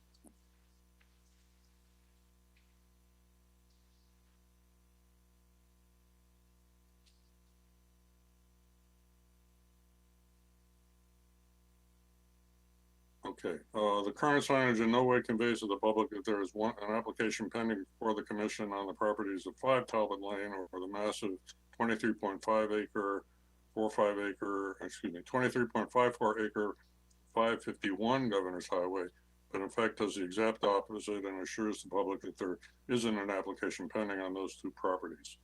I have dated pictures and video to confirm the sign locations indicated on the attached map, which I make available to the Planning and Zoning Commission and Planning Department upon request. I implore you to go and see for yourself. The public hearing should be removed from the February 8th, 2022 Planning and Zoning meeting agenda. And fortunately, there's a staple right here. And only added to a supplicant meeting when the applicant meets the requirements set by the South Windsor zoning regulations. Respectfully, Richard Del Hale, 95 Cody Circle. I think there may be additional pictures here. No. So there's actually a request to add additional materials, which is just basically the notice and a article, pedestrian struck by car in South Windsor. There's a Journal of Car article dated January 11, 2022. And I don't think we'll read that article. It's available by anyone who subscribes to the paper. And then there's a search for public schools table here. And there's a note to the side of it that says South Windsor Planning and Zoning Commission, the neighborhoods whose children are most physically and emotionally damaged by this potential development are in the heart of the Pleasant Valley School District, which is by far disproportionately minority, 63% minority, 37% white, compared to the rest of South Windsor schools. This disproportionate minority population is also true for direct and 500-foot abutters. I think I've done an adequate job of presenting that. Steve, before you move on, Michelle, the notice for a hearing, does it require each property to be properly identified by a notice? I think you would find our regulations require signs to be put up, and we send out notice to the applicant to put up signs. I think by the virtue of the fact that the Mr. DeLay, submitted a letter, he has received notice, which is the purpose of the signs. So I would say that there has been adequate notice on this application through the process. Okay. I would add that the notice actually lists all 4 sites, all 4 properties. Yeah. Okay. Thank you. All right. So this letter is from Ben Stevens. I urge you to reject the new 25 Talbot Street warehouse application. Concerns include South Windsor zoning regulation 4.5.1, unenforceable noise ordinance, negative health outcomes as a result of regarding diesel engine emissions and truck idling, increased tractor trailer traffic through South Windsor, and increased road maintenance as a result of escalating truck use. Whatever tax revenues are generated will be outstripped by the unnecessarily health burdens to residents and increased safety maintenance and administrative costs to the town budget. I live in the vicinity of the Coke and Amazon warehouses and experience firsthand the deteriorating quality of life these facilities cause to residents. Enough with the warehouse madness, please. And it's Ben Stevens, who lives at 84 Muriel Drive in South Windsor. Okay, this letter is provided by John Drenga. Well, it's actually addressed to Caitlin O'Neill, our secretary, and Michelle. Hello, Caitlin and Michelle. I'm writing the following letter in opposition to 25 Calvert Lane site plan that is scheduled to be on the planning and zoning meeting tonight. And then here's the letter, the actual text. Opposing application 22-01P. I believe the proposed 25 Talbot site plan mega warehouse should be denied because it fails to meet the most basic requirements of planning and zoning. It miserably fails the public safety requirement, therefore it is not compatible with the abutting neighborhoods or streets. I would particularly like to focus on the diesel emissions, as that has the most significantly proven damning health impacts on residents that live within 1,000 feet of the proposed facility, as well as those that live on Governor's Highway and Ellington Road. The scientific research is vast, so I would like to highlight the following facts taken from several articles. Note I've included the source links if you wish to verify and read the entire article. The International Agency for Research on Cancer, which is part of the World Health Organization, classified diesel engine exhaust as carcinogenic to humans, a group 1 carcinogen. The majority of diesel particulate matter, and he's spelling out DPM, is small enough to be inhaled into the lungs. Most inhaled particles are subsequently exhaled, but some deposit on the lung surface. Although particles of the size of DPM can deposit throughout the lung, the largest fraction deposits in the deepest regions of the lungs, where the lung is most susceptible to injury. Because it is part of PM 2.5, DPM also contributes to the same non-cancer health effects as PM 2.5 exposure. These effects include premature death, hospitalizations, emergency department visits for exacerbated chronic heart and lung disease, including asthma, increased respiratory systems, and decreased lung function in children. Continuing on to the next page, several articles suggest that the exposure to DPM may also facilitate development of new allergies. Those most vulnerable to non-cancer health effects are children whose lungs are still developing, and the elderly who often have chronic health problems. And he cites a website, which I won't try to read the entire website address. Diesel PM has been identified by ARB as a toxic air contaminant. It represents 70% of the known potential cancer risk from air toxics in California. Diesel PM is an important contributor to particulate matter air pollution. Particulate matter exposure is associated with premature mortality and health effects such as asthma exacerbation and hospitalization due to aggravating heart and lung disease. Avoid citing new sensitive land uses within 1,000 feet of a distribution center that accommodates more than 100 trucks per day, more than 40 trucks with operating truck refrigeration units per day, or where TRU unit operations exceed 300 hours per week. It cites another website, the ARB California government site. It's especially unhelpful to live near freeways and roads frequented by diesel trucks, which spew many times more harmful gases and particulates in cars. Diesel particulate matter, carcinogen-laden soot that deposits deep in the lung, is responsible for the bulk of the cancer risk from air pollution. Experts are most concerned about people living near ports, warehouse distribution centers, and other freight corridors. Asthma rates and cancer risk there can be so elevated that physicians have labeled it diesel death zone. From freeway pollution travels from, and this is another article, from freeway pollution travels farther than we thought. Here's how to protect yourself in the Los Angeles Times at latimes.com.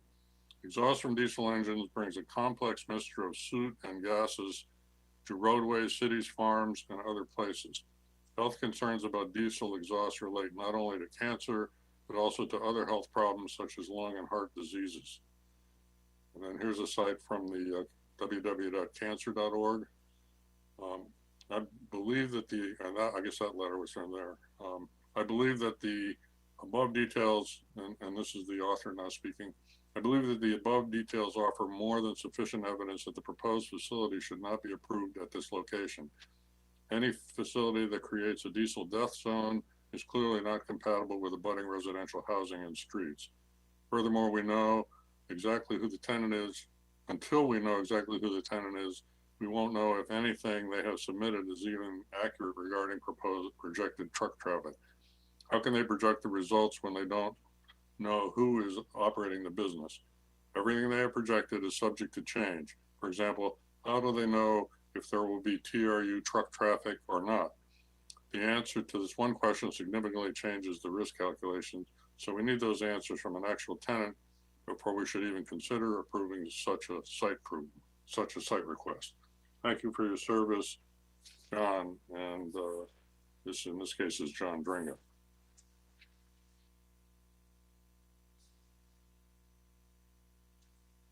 This letter is from Lee Lovering, who lives at 20 Elizabeth Street. Comments in reference to 125 Talbot Lane. It's actually 25 Talbot Lane. First of all, thank you for denying the first application on this project. I see little change in the new application other than they are proposing moving the truck queuing closer to the berm bordering on the residential neighborhood. You will still have the same air pollution and probably greater noise pollution to the neighborhood as the trucks will be closer to the rear berm. We will have the same 100 plus trucks per day on Governor's Highway, which will be a nightmare for the neighborhood school bus traffic and daily traffic. And let's not forget serious flooding issues on Main Street. They're still trying to put single 300,000 plus square foot warehouse on 3 or 4 different plots that were zoned industrial individually by previous PNC commission members. Those commissioners did that for a reason. Furthermore, the cost to improve Governor's Highway, which will have to be done if this application is approved, is going to be a financial nightmare to South Windsor taxpayers. Not initially, but in years to come, it will have to be constantly resurfaced at taxpayers' expense. Take a drive over Governor's Highway today. It is a washboard with more axle busters than you can count. That is based on today's traffic volume. Last but not least, try putting a building of this size on the land they propose constructing it on. Is like trying to stuff marshmallow into a piggy bank. It won't work and shouldn't work, and it's not practical. Commissioners, keep up the good work, stick to your guns on this, and protect the citizens on Governor's Highway and Pleasant Valley Estates. Respectfully submitted, Lee Lovering. And now I'll let Commissioner Dexter take over. Well, Dexter. Thank you very much, Commissioner Wagner. My first letter is from Louis Costa. He lives at 152 Edgewood Drive. I've been in the trucking and logistics industry for the last 18 years I can tell you that the truck queuing proposed in this application doesn't make sense, even in a world filled with rainbows and unicorns and the perfect scenarios. This updated queuing proposal would never work. Truck drivers aren't magicians. There's a phrase used quite often in the truck industry. You're trying to fit 10 pounds of beep in a 5-pound bag. This application is doing just that, trying to fit too much into too little, and the neighbors and residents who live here will be the ones left holding that bag. I can think of 100 reasons why this application should be denied, and after thinking long and hard over the last few months, I can't think of a single reason why it should ever be approved. I ask this commission to do the right thing for the second time and deny this monstrosity that has absolutely no place in our neighborhood. Next, we're going to hear from Steve Gresh, and Steve is at 155 Judy Lane. Dear Commissioners, this email is in opposition and in reference to the new application rendered by UW Vintage Lane 2 LLC for a new site plan for the property known as 25 Talbot Lane. Said property consists of 4 actual parcels, has been combined to reflect one application. The reasoning for why this should not be approved has not changed. Proximity to residential neighborhoods, the town bylaws need to be changed to reflect the community that South Windsor is. The current zoning laws are in accordance with urban development zones and planning with a buffer of 5. Adverse health risks that will occur once the facility as described is built. Number 3, increased traffic to the residential area, for example, resident safety and town liability. Number 4, environmental destruction, for example, current inhabiting species, migrating species, plant and foliage concerns. Number 5, parcel is in all actuality 4 parcels and not 1. 6, town road that runs through the property has not been deeded to anyone other than the town. Number 7, residential neighbors to the proposed facility will see a decrease in property values. Number 8, traffic studies that were presented were less than accurate, do not include the 3 new warehouse distribution centers that were built in the area. Number 9, maintenance for roads will be town's responsibility for a period of tax abatement. Applicant has not provided end user occupant's name for Planning and Zoning Committee to exercise due diligence in regards to their responsibility to the town. A simple non-disclosure agreement can provide the anonymity needed to protect the tenant's concerns from media or competitor forthcoming knowledge. Best regards, Stephen Gresh. This next letter is from John Holowitz, SAC. Dear Commissioners, the purpose of this letter is to outline all the areas in which this subject application appears to fail to meet the zoning regulations of the town of South Windsor. The intent of this letter is to assemble all the supporting documents in one volume, such that the Commissioners can easily review these items during their decision-making process. Each item on the list is intended to be accompanied by verbal testimony of 3 to 5 minutes per item. The project name is 25 Talbot Lane, and the box checked is site plan development. Then John lists about 5 or 6 double-sided pages of our regulations. And Chairman Pasakonis, should I read all of this or refer to them by number? How would you like me to proceed? You can summarize with the articles and numbers. Okay, so the Town of South Windsor zoning regulation, John references a 2.1, compliance with the provisions of the regulation. Then there's 6.4.3, which is the minimum number of parking spaces. Goes on to reference 4.1.5, the traffic requirements. And then on to 6.4.4, off-street parking and general provisions.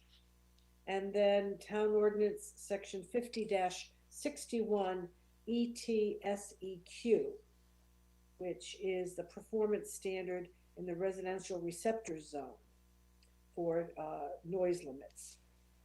And that, in summary, application 22-01P appears grossly deficient in number of parking spaces, such that the Planning and Zoning Commission would be within their rights to reject the application with prejudice. The application appears deficient in the lack of a perimeter road.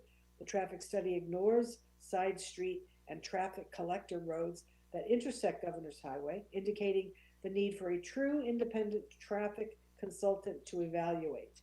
The noise study presented appears to have at least one significant error and other questionable issues, introducing the possibility that if this application is approved, it will become an ongoing source of noise complaints for the town.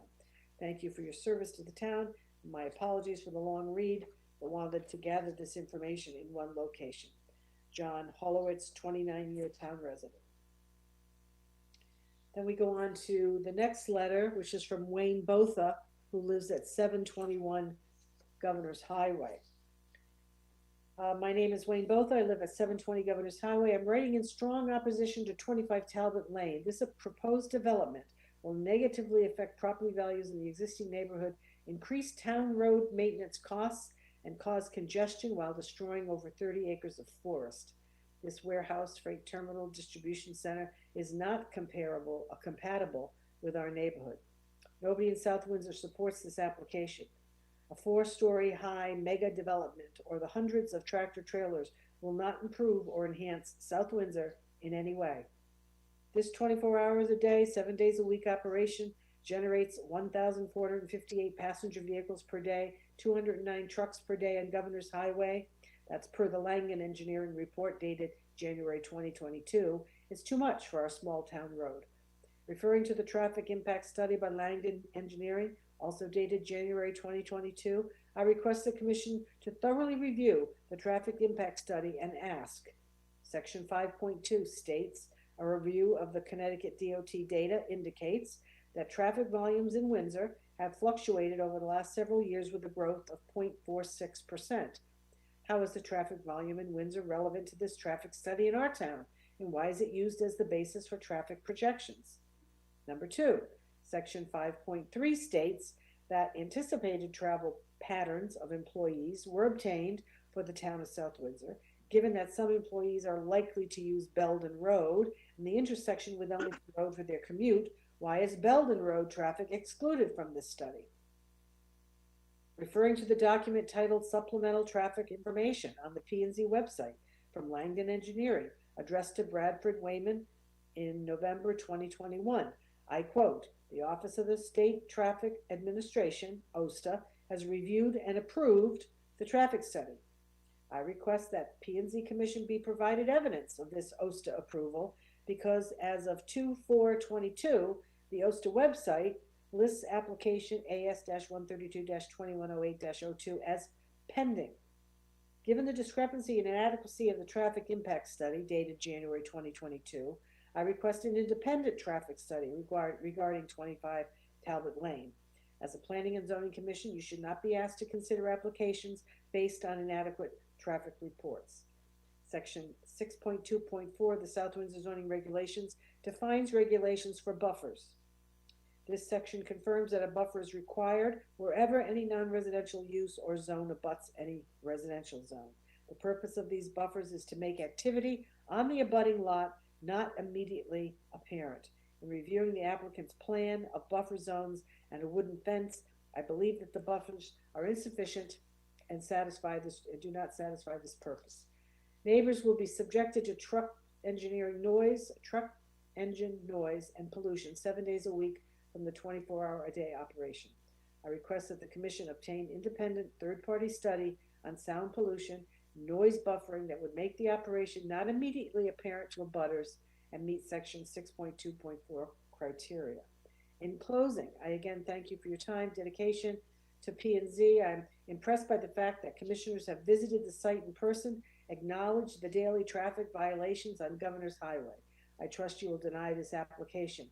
It is the wrong development for this location. Sincerely, Wayne Botha. And then there are several pages of the November 2021 traffic study, 14 pages in all, which I'm sure is on our website. Letter number 14. This is from Christopher Edlund, and he starts, I request my concern be read aloud and submitted To the record, tonight's planning and zoning meeting regarding 25 Talbot Lane. On June 2nd, 1986, Town Council meeting, record locator 7787 and 7788. Mayor Mitchell stated that, quote, the residents must be protected, unquote, regarding the town's plans to pave Governor Highway from the last residential home that was owned by and is still owned by Marty Rolnick, west to Route 5. M&G Corporation at 301 Governor's Highway Distribution Trucking Warehouse had just been built at the intersection of Route 5 and Governor's Highway. The residents of Governor's Highway and Belden Road attended the town council meeting at this period, demanding that Governor's Highway would not be paved because they knew that the tractor-trailer trucks from the just constructed distribution warehouse would travel through their residential neighborhood on roads with very little shoulder for children walking to the school bus stops. The town made an agreement and a promise not to allow tractor-trailer trucks through their residential neighborhood on these two heavily populated areas if the residents would drop their protest of Governor's Highway being paved to Route 5. Don Chapman from Governor's Highway spearheaded this group of concerned town residents for the safety of their residential area. The town imposed a no trailer truck ordinance in these two areas and posted big signs warning tractor-trailer trucks. The town recently read at a town meeting a statement from the South Windsor Police Department that they cannot enforce the signed town ordinance of no tractor trailers on Governor's Highway and Belden Road residential area. The entrance and exit for 25 Talbot Lane will be onto the exact section of Governor's Highway that the residents fought not to have paved because of tractor-trailer trucks passing through their residential area. Based on a statement from the South Windsor Police Department, if the town approves 25 Talbot Lane, the town will have violated their agreement and promise to the residents of these two residential areas. The hazard is as real today as it was when the residents fought to stop tractor-trailer trucks through their residential streets before Governor's Highway was paved to Route 5. If 25 Talbot Lane is approved, it will result in a broken agreement and promise by the town council of 1986 and Mayor Mitchell. I ask that the town upholds its agreement and promise to the residents of Governor's Highway and Belden Road and not approve 25 Talbot Lane. Mr. Edlin goes on in his next letter to say the town council on June 2nd, 1986 also granted MDC a water line easement along Newberry Road across the area of proposed 25 Talbot Lane warehouse. This is recorded in town records 7787 and 7788 locator. A warehouse cannot be built over a water line easement. MDC was concerned that the town was going to close Newberry Road in 1986 to the public and that they would lose the ability to run water lines in this area. That is why the water line easement was granted when the town owned Newberry Road. Alan King, MDC Real Estate Administrator, 555 Main Street in Hartford, with a phone number 860-278-7850, extension 3530, stated that MDC wants to protect their easements that allow them to provide their service. Then we're going to hear from Joan Rusak at 677 Governor's Highway. If you have ever waited for the traffic light to change while ready to drive onto Ellington Road from Governor's, it is frightening to see a tractor trailer coming at you as it turns onto Governor's Highway. Urso's sound expert stated that the noise from the trucks is not so bad. That is not so true. I have bird feeders in the front of my house. The birds fly away when they hear a big truck approaching. Birds are the real experts. Aside from the very loud noise that I hear from the trucks going past my house, there are some people driving to work in the early hours of 3 to 6 a.m. with loud mufflers and radios blasting. This is only what we have now. I can't imagine how much worse it will be if this horrible plan goes forward. We in South Windsor will look like fools for allowing a 4-story structure to be built in a residential area. Are people so greedy that no one cares at all about our families? All of the other distribution facilities in town are in areas where they do not intrude on the people and their families. They are mostly located on state roads and away from homes. Every family on Cody Circle and in the Edgewood Drive area will hear backup noise all day and night. The lighting, the noise, they'll never be able to enjoy a backyard barbecue again. We were told that it will not affect our property values. Of course it won't, because our property will have no value. Would you buy a home with this ugly building looming overhead and trailer trucks and more traffic on the street? For several years, there were no young children in the neighborhood. Now there are new kids popping up all along the streets. Which kid is going to be killed by someone rushing to work or a big truck hitting one of them? Certainly not the child of the person who will be making money off this project. It'll happen. It'll be one of ours. This one dirty business, please stop it.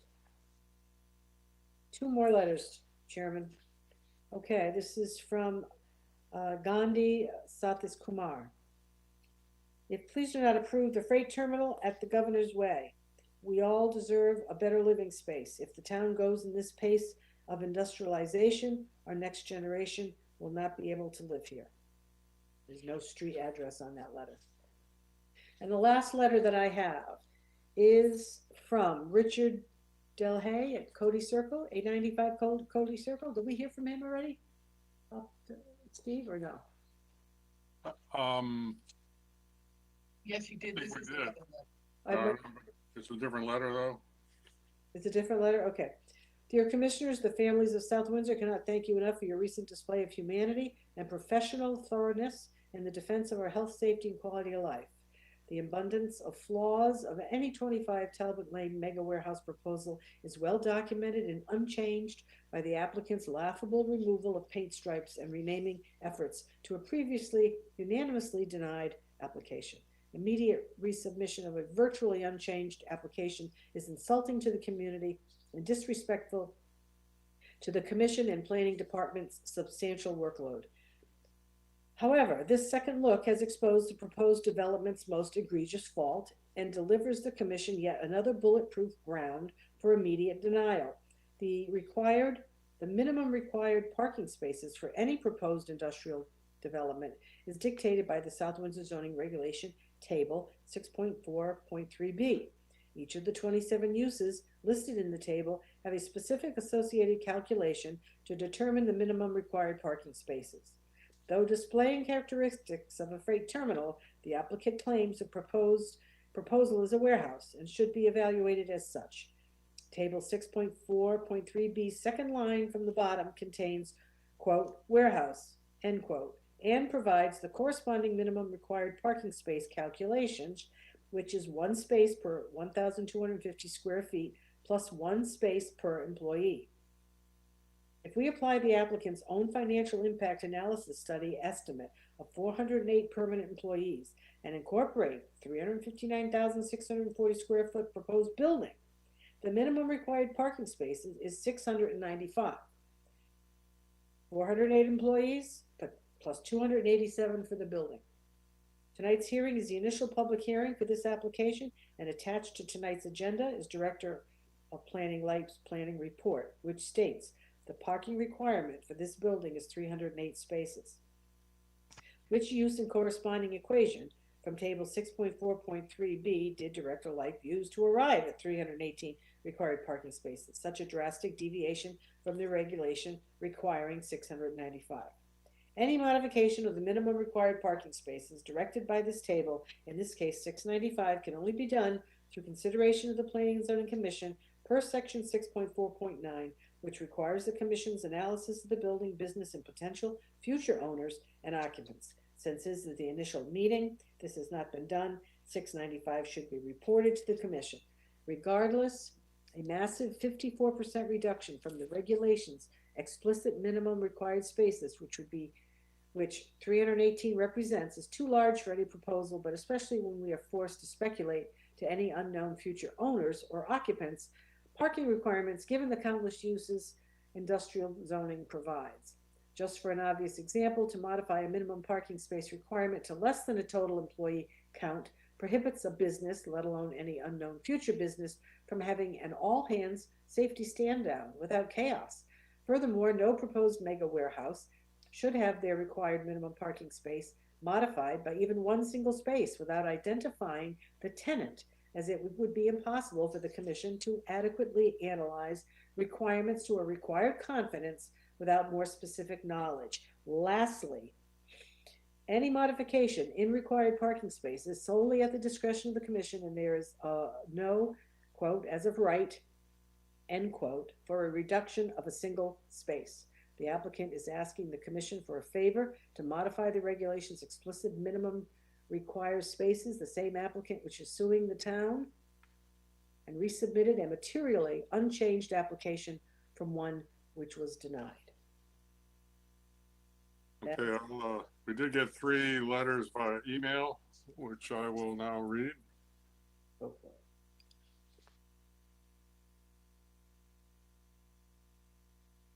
And this is from Balakrishnan Chenta Mark Kishan, and I'm sorry if I mispronounced that. Please register my sincere opinion not in favor of granting approval for the new freight warehouse proposed in South Windsor. With multiple other warehouses, there has been significant rise in risk of traffic accidents with trucks in a community with growing children, kids, and teenagers. He lives at 59 Chaponis Way.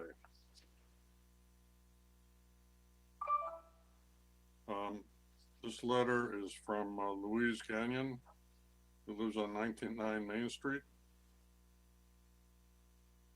I am opposed to application 22-01P, 25 Talbot Lane. I oppose the construction of a huge warehouse distribution center on Governor's Highway. It would look unsightly and create chaos and havoc on the street and the roads. Too much traffic in a residential neighborhood. The exhaust fumes will be difficult to breathe fresh air. I am concerned about the safety of small children getting on and off the buses on a daily basis. This is an accident waiting to happen. We as a society have a responsibility to keep our children safe near and around their homes. In light of all my concerns and those of my neighbors, please reconsider the seriousness of allowing a warehouse to be constructed in a residential area. The impact on our lives will be tremendous for many years to come. Thank you. And finally, this letter is from Charlene Daigle, who lives at 106 Pierce Road. I would like to express my opposition against the proposed mega warehouse on Governor's Highway. I feel that the harmful effects of noise pollution would not only disrupt the peace and tranquility of the neighborhood, but also affect the health and well-being of the residents. It will also decrease property values, and the resulting traffic will cause safety concerns. That's all the letters I'm aware of, and if anything else has arrived.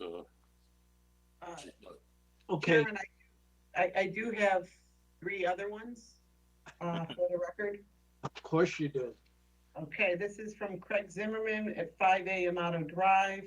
Please understand I'm making my comments tonight as a resident and taxpayer, not as a member of the Board of Education. Thank you for the opportunity to offer my opinion on the proposed redesigned 25 Talbot Lane warehouse project. I'm not qualified to comment on any particular planning and zoning regulation. One thing is clear, this is obviously not the right location for this type of business. Hopefully the owner of the property will find a more appropriate use of this land and sell it to the town. A protracted legal fight doesn't benefit anyone. Special thanks to the Planning and Zoning Commission for taking the responsibilities with this project so seriously. Good luck with the rest of your meeting. Again, that was Craig Zimmerman. I have an email that was sent to me from David Mills, and he sent this on behalf of the interveners. And the request was that the Planning and Zoning they'd like to enter into the record the minutes and the exhibits from the Planning and Zoning meetings from the following dates, from October 12th, 2021, from October 26th, 2021, and from November 9th, 2021. I did indicate to him that I would read this into record, and those minutes and exhibits are all available on our website for the commission's viewing if they want it. And I do have another letter from David Mills, similar to what he submitted last time. I'm just gonna, it was quite a lengthy 40-page document that the commission received, but I'm just gonna highlight 2 things about it, and then I think that'll be all the letters that I have. So this is David Mills, resident of South Windsor, a former gunnery sergeant and veteran of the United States Marine Corps. He went on to provide information regarding the applicant's property as a great historical resource that must be protected and preserved. He provided some background. I'm going to kind of jump to his conclusion, which was the site should be primarily cleared for any potential UXO that may be lying dormant on site, as this has been my experience that UXO does not get better with time. This is necessary for the safety of anyone going around those areas of interest, which have highlighted above in the attached imagery. Not only for the applicant, than any of the work crews that will be operating on site, disturbing large amount of earth, as well as the local residents that abut the property. Secondly, this area should be preserved as one of the last remaining snapshots of World War II life in this area, and as part of the South Windsor's cultural heritage in supporting the war effort. I hope the commission will consider what a loss this will be not only to the town of South Windsor, but the state of Connecticut. Thank you for your time and attention regarding this matter. Again, we will provide the complete document to the commission, and all the documents that have been read tonight will be out on our website under public comment related to this application.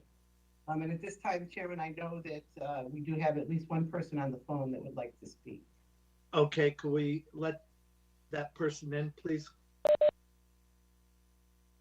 Thank you. And Chairman, did we want to remind people we were employing the 3-minute time?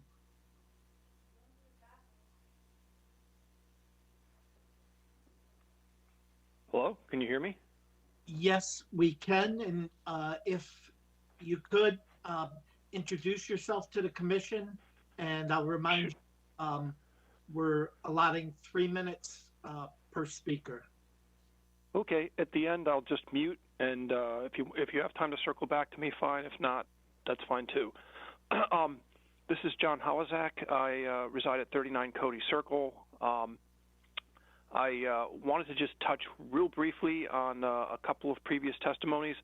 The Journal Enquirer article was in reference to someone that was struck on Governor's Highway, so you might take a glance at that. And David Mills' letter, I believe, has been improved with actual photographs of the foundation of one of the ammo shacks. Somebody took a long-distance camera and took those pictures. So you might want to have a look at that. And also, I believe he has excerpts of the 1994 re-subdivision map of the French Social Circle, which shows the gravel road the Army constructed to get to that installation. Anyway, moving on to my testimony, I'm only going to cover the first point. I'm not going to read your own planning and zoning regulations to you, but they're there in the letter. The letter's actually not that long. It's about 3 pages. 6.4.3, minimum number of parking spaces, refers to the table on the second page, 6.4.3.b. I cut that down to the 2 lines that apply here, and the key thing is it's supposed to be 1 parking space for every 1,250 square feet of warehouse space, plus 1 space for employee, and that's that second part that they seem to have missed. I've actually got an excerpt here from the Gorman and York fiscal impact report for Talbot Lane, and it shows the 408 permanent jobs that would be created here. So if you add the 408 to the other calculations, they're in the paragraph here, you see that they are deficient in parking by a few hundred spaces. And I believe that alone is sufficient for this board to reject the application with prejudice. Those words, with prejudice, I believe should appear in the rejection. They're legal terms, and they basically signal, please do not bring this application before me again. If you have time, there's 2 other points to my letter, and you can circle back to me when you're ready. I'm going to go on mute now. John, I don't believe you've used up your 3 minutes, unless I've heard the time. Okay. The next section is on traffic requirements. Just going to note here that the traffic study ignores the Belden Road Governor's Highway and Baker Lane Governor's Highway intersections. The Baker Lane Governor's Highway intersection was actually remarked upon at a 2018 series of hearings and votes by the Planning and Zoning Commission in regards to the daycare that was proposed in that area as having poor sight lines. And there's some other older sightline studies that I'm trying to dig up for Baker Lane. So those are missing. That's part of the reason that I believe there should be a independent traffic consultant. My neighbors and I have individually and in groups talked to just about every traffic engineering firm in the state of Connecticut. The two individuals who did so-called oppositional work, one is retired, the other one has changed to a new firm, and they won't allow him to do so-called adversarial work. There was one individual, I think he was in Cheshire, by the name of Scott Thompson, and he was willing to do a third-party review only on the part of towns. He had semi-retired, limiting his practice to town-ordered third-party reviews. He would not take on oppositional work. So there's a paragraph here that describes independent traffic consultants. Finally, 6.4.4 off-street parking. I'm not going to read through all this, but it requires a perimeter circulation road. I have some discussion. My timer did go off about 30 seconds ago. John, as part of my opening comments, I said that any callers, we would give the commissioners the opportunity to ask them a question. Are you still there? Yeah, I'm still here. Okay. I just want to check with the commissioners and see if they have any questions for you. And I can't see any hands, so if a commissioner has a question, please speak up. I do. Commissioner Wagner? I thought the calculation of the parking spaces was an interesting point that I certainly had overlooked. However, it isn't clear what the definition of employee is in the regulation. You mentioned full-time employees. However, we're looking at a 24-hour facility. We're also probably going to have employees who are not full-time.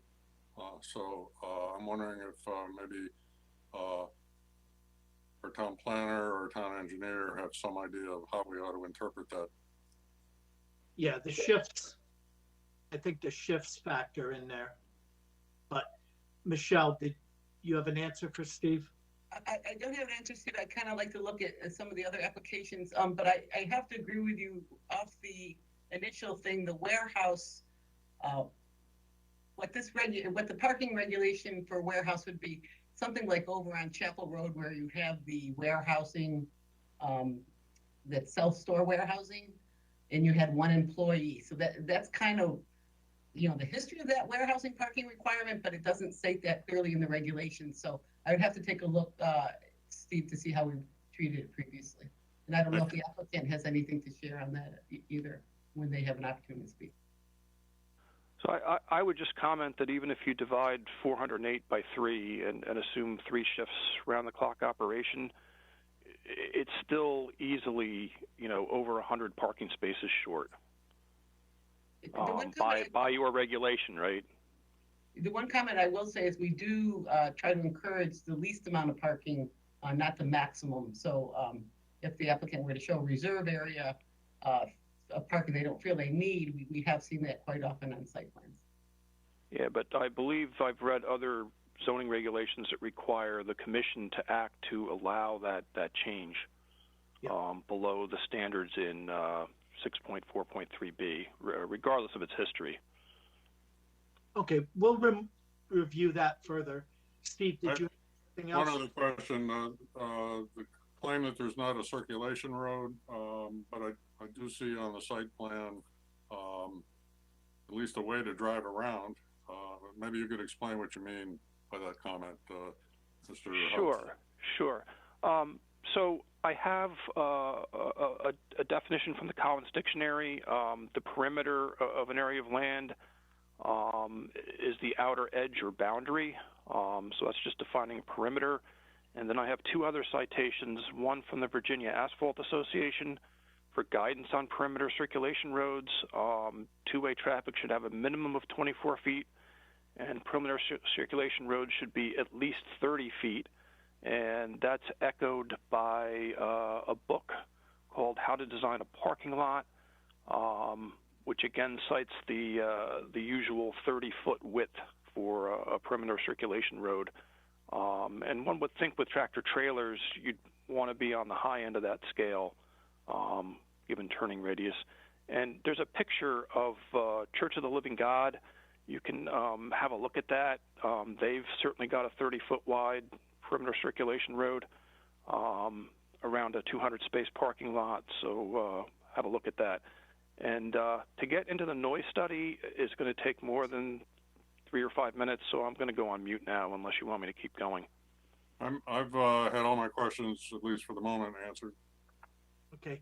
Are there any other commissioners who had any questions for the resident? I'll just state while you're thinking about it that this is by no means simply citing your regulations back to you. I tried to keep those citations just as short as possible, and most of it is discussion and evidence presented. Yep. Okay. Well, I'm not hearing or seeing any other commissioners with questions, so I'll thank you at this time, John. And looking at the late hour of the evening, I think this would be a good place for us to stop for the evening. We do have one more person on the phone. That's it. I would not want to leave that one person off. Could you please let them in? Thank you. Hello, am I on the call? Yes, you are. If you could introduce yourself to us, and I do want to remind you we have a 3-minute limit for calls. Yep, Rich DeLay, 95 Cody Circle, direct the butter. I just want to say my family and I thank you guys wholeheartedly for your hard work over the last, career, but the last few months, and your honorable past decisions. So I just want to make a few points of clarity on this parking issue. So, it's pretty clear that it says warehouse and, a calculation. The original submission had Director Light had it as 333 as the required minimum. We're trying to back into that, and it kind of looked like that is 2/3 of a 500 number. And if you look up on the table 6.43B, there is an industrial and manufacturing line. And if you look at that, there has two different calculations. And one of them involves 2/3 of the employees of the largest shift. So in this table, there is a reference to a shift. So the fact that there is no reference to a shift in the warehouse line kind of implies it is the total number of people. So, but if the industrial and manufacturing line and calculation was used initially and incorrectly, even when you look at that, it says 1 space per 700 or 1 space for 2/3 of the employees of the largest shift, whichever is greater. If you take just the square footage and divided by 700 of the building, you were looking at 514, which is obviously substantially higher than what was provided to this commission by Director Light. There is, I said, right now, if you take what they have provided, we're looking at a minimum. And even if that financial impact study was considered conservative, not necessarily representative, it could be more. They were trying to be conservative with it. If we're looking at a 695 number, only you guys as commissioners have the ability to modify that, all right? And if you look at the language on how you would do that, you would be analyzing potential tenants in the future way beyond this, So you would, and even to modify that at all without any idea of the application or the tenant is, I would have to say it shouldn't be done. There's a reason why these regulations were designed the way they were, and to deviate from this minimum is strong. One thing it does signal is, hey, this isn't a warehouse, this is a freight terminal. If the numbers are so theoretically different that they're projecting, it also might show that they'll just say Pardon me, kind of Chairman. anything and. Yeah. Yep. I have my timer up. Yeah, I'm sorry, 3 minutes is up. But I would like to keep you on the phone and see if there's any commissioners who might have a question for you. Commissioner, if you could speak up if you have a question.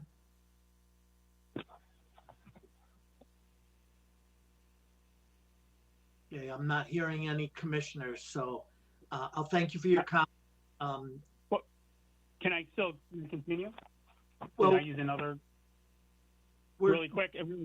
We're going to be ending the, we're going to be continuing the public hearing to another night. Do you have much more? No, I just implore you guys to please look at that specific regulation. It clearly was overlooked. It's relevant to the rejected one. It's relevant to this one. You as commissioners received a planning report that was factually incorrect. So we can correct that, and I ask you guys to do that. Okay. Thanks. You guys are here for real, like what you guys have done. So thank you very much. Take care. Thank you. Was that Caitlin again, or? No, this is Michelle. I could give a brief statement that might clarify that, or we can wait till the next meeting, however you'd like to handle it. Yeah, we'll take a brief statement and. Okay.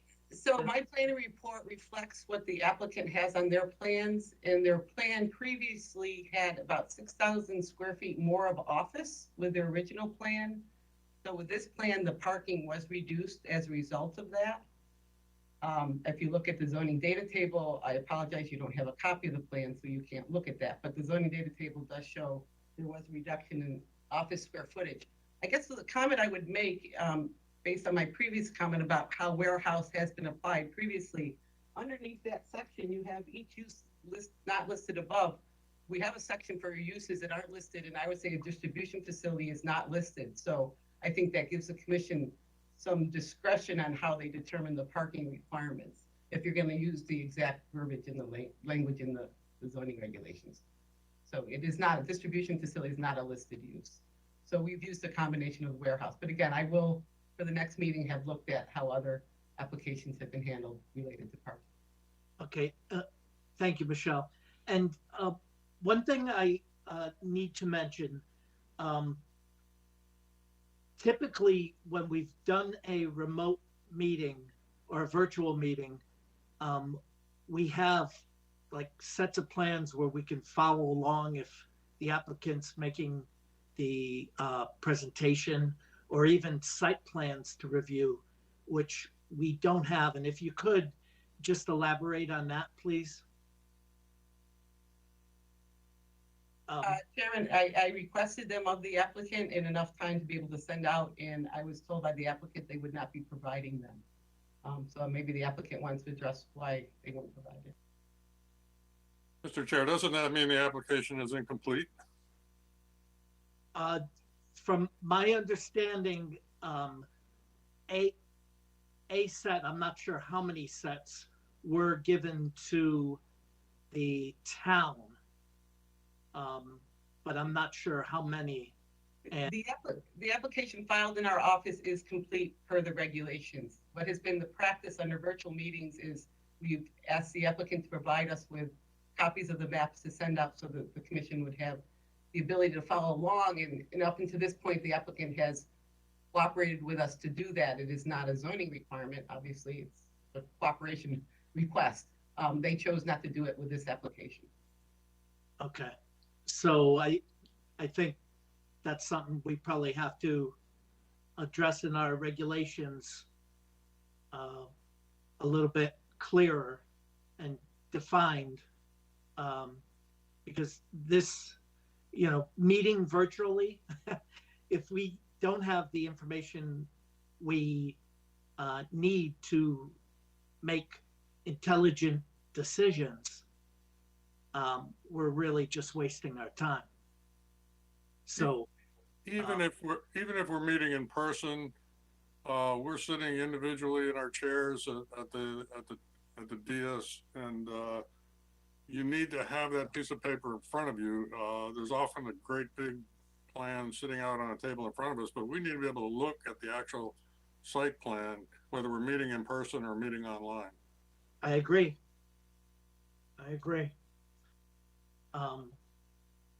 So we'll see how we're gonna move forward with that. Is the applicant still on?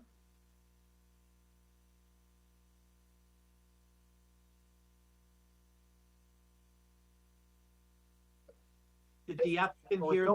We're still here. Okay, did you hear the recent discussion, and do you have any answer or reply to that?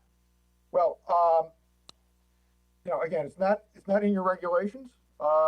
If there is a section of the regulations, we would comply with it. We'll have some further discussion about whether we're able to do something in that regard in the next round, where we're addressing comments from the town staff.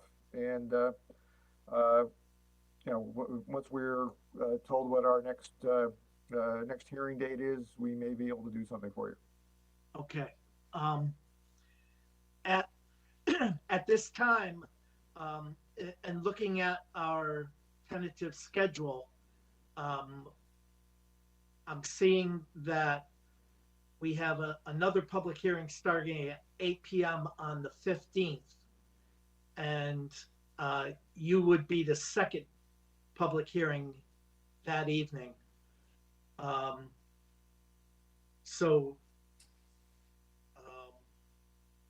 At this time, I would look for a motion to continue this public hearing to February 15th. Commissioners? I'll make a motion to continue this public hearing for February 15th. Okay, we have a motion. Do we have a second? I'll second it. Okay, any discussion? Okay, I'll call the motion. Please raise your hand if you're in favor of continuing the public hearing to February 15th.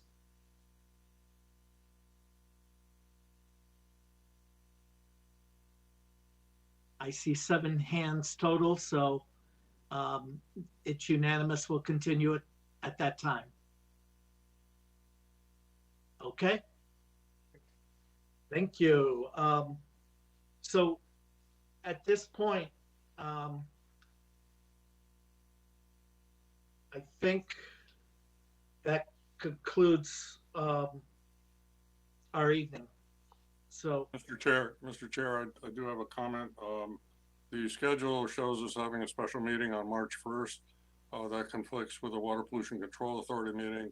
I would prefer that we not schedule meetings that conflict with the Water Pollution Control Authority, since I'm the chair of that authority. I'll take that under advisement. We've got a lot of business, Steve.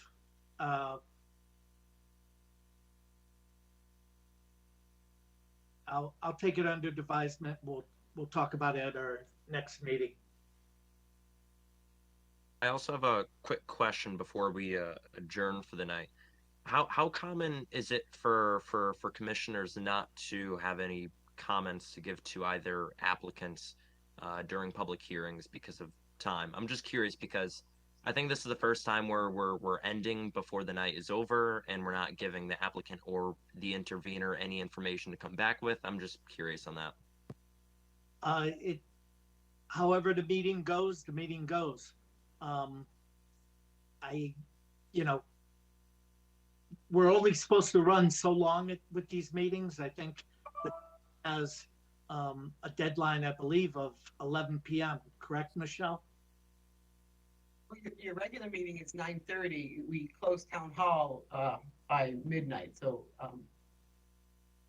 public hearings don't have a specific deadline, but we do close town hall. Right. So, and plus some people have to go to work tomorrow morning. So it happens at our next meeting. What I'd like to do is possibly suspend the public participation and let the commissioners have a chance to speak and get some questions out. But Michelle, do we have that latitude? I would say you do, as long as you do allow for public comment, and then if commissioners have questions on that public comment, I think you could do that, yes. Okay. We'll talk about that some more. Okay, so at this time, could I have a motion to adjourn? I move we adjourn. Is there a second? A second. All those in favor of adjournment, say aye, or raise your. Aye. Those opposed? Motion passes unanimously. Thank you. Thank you. Have a good night. Have a Good good night. night. All right, guys. All right. Take care.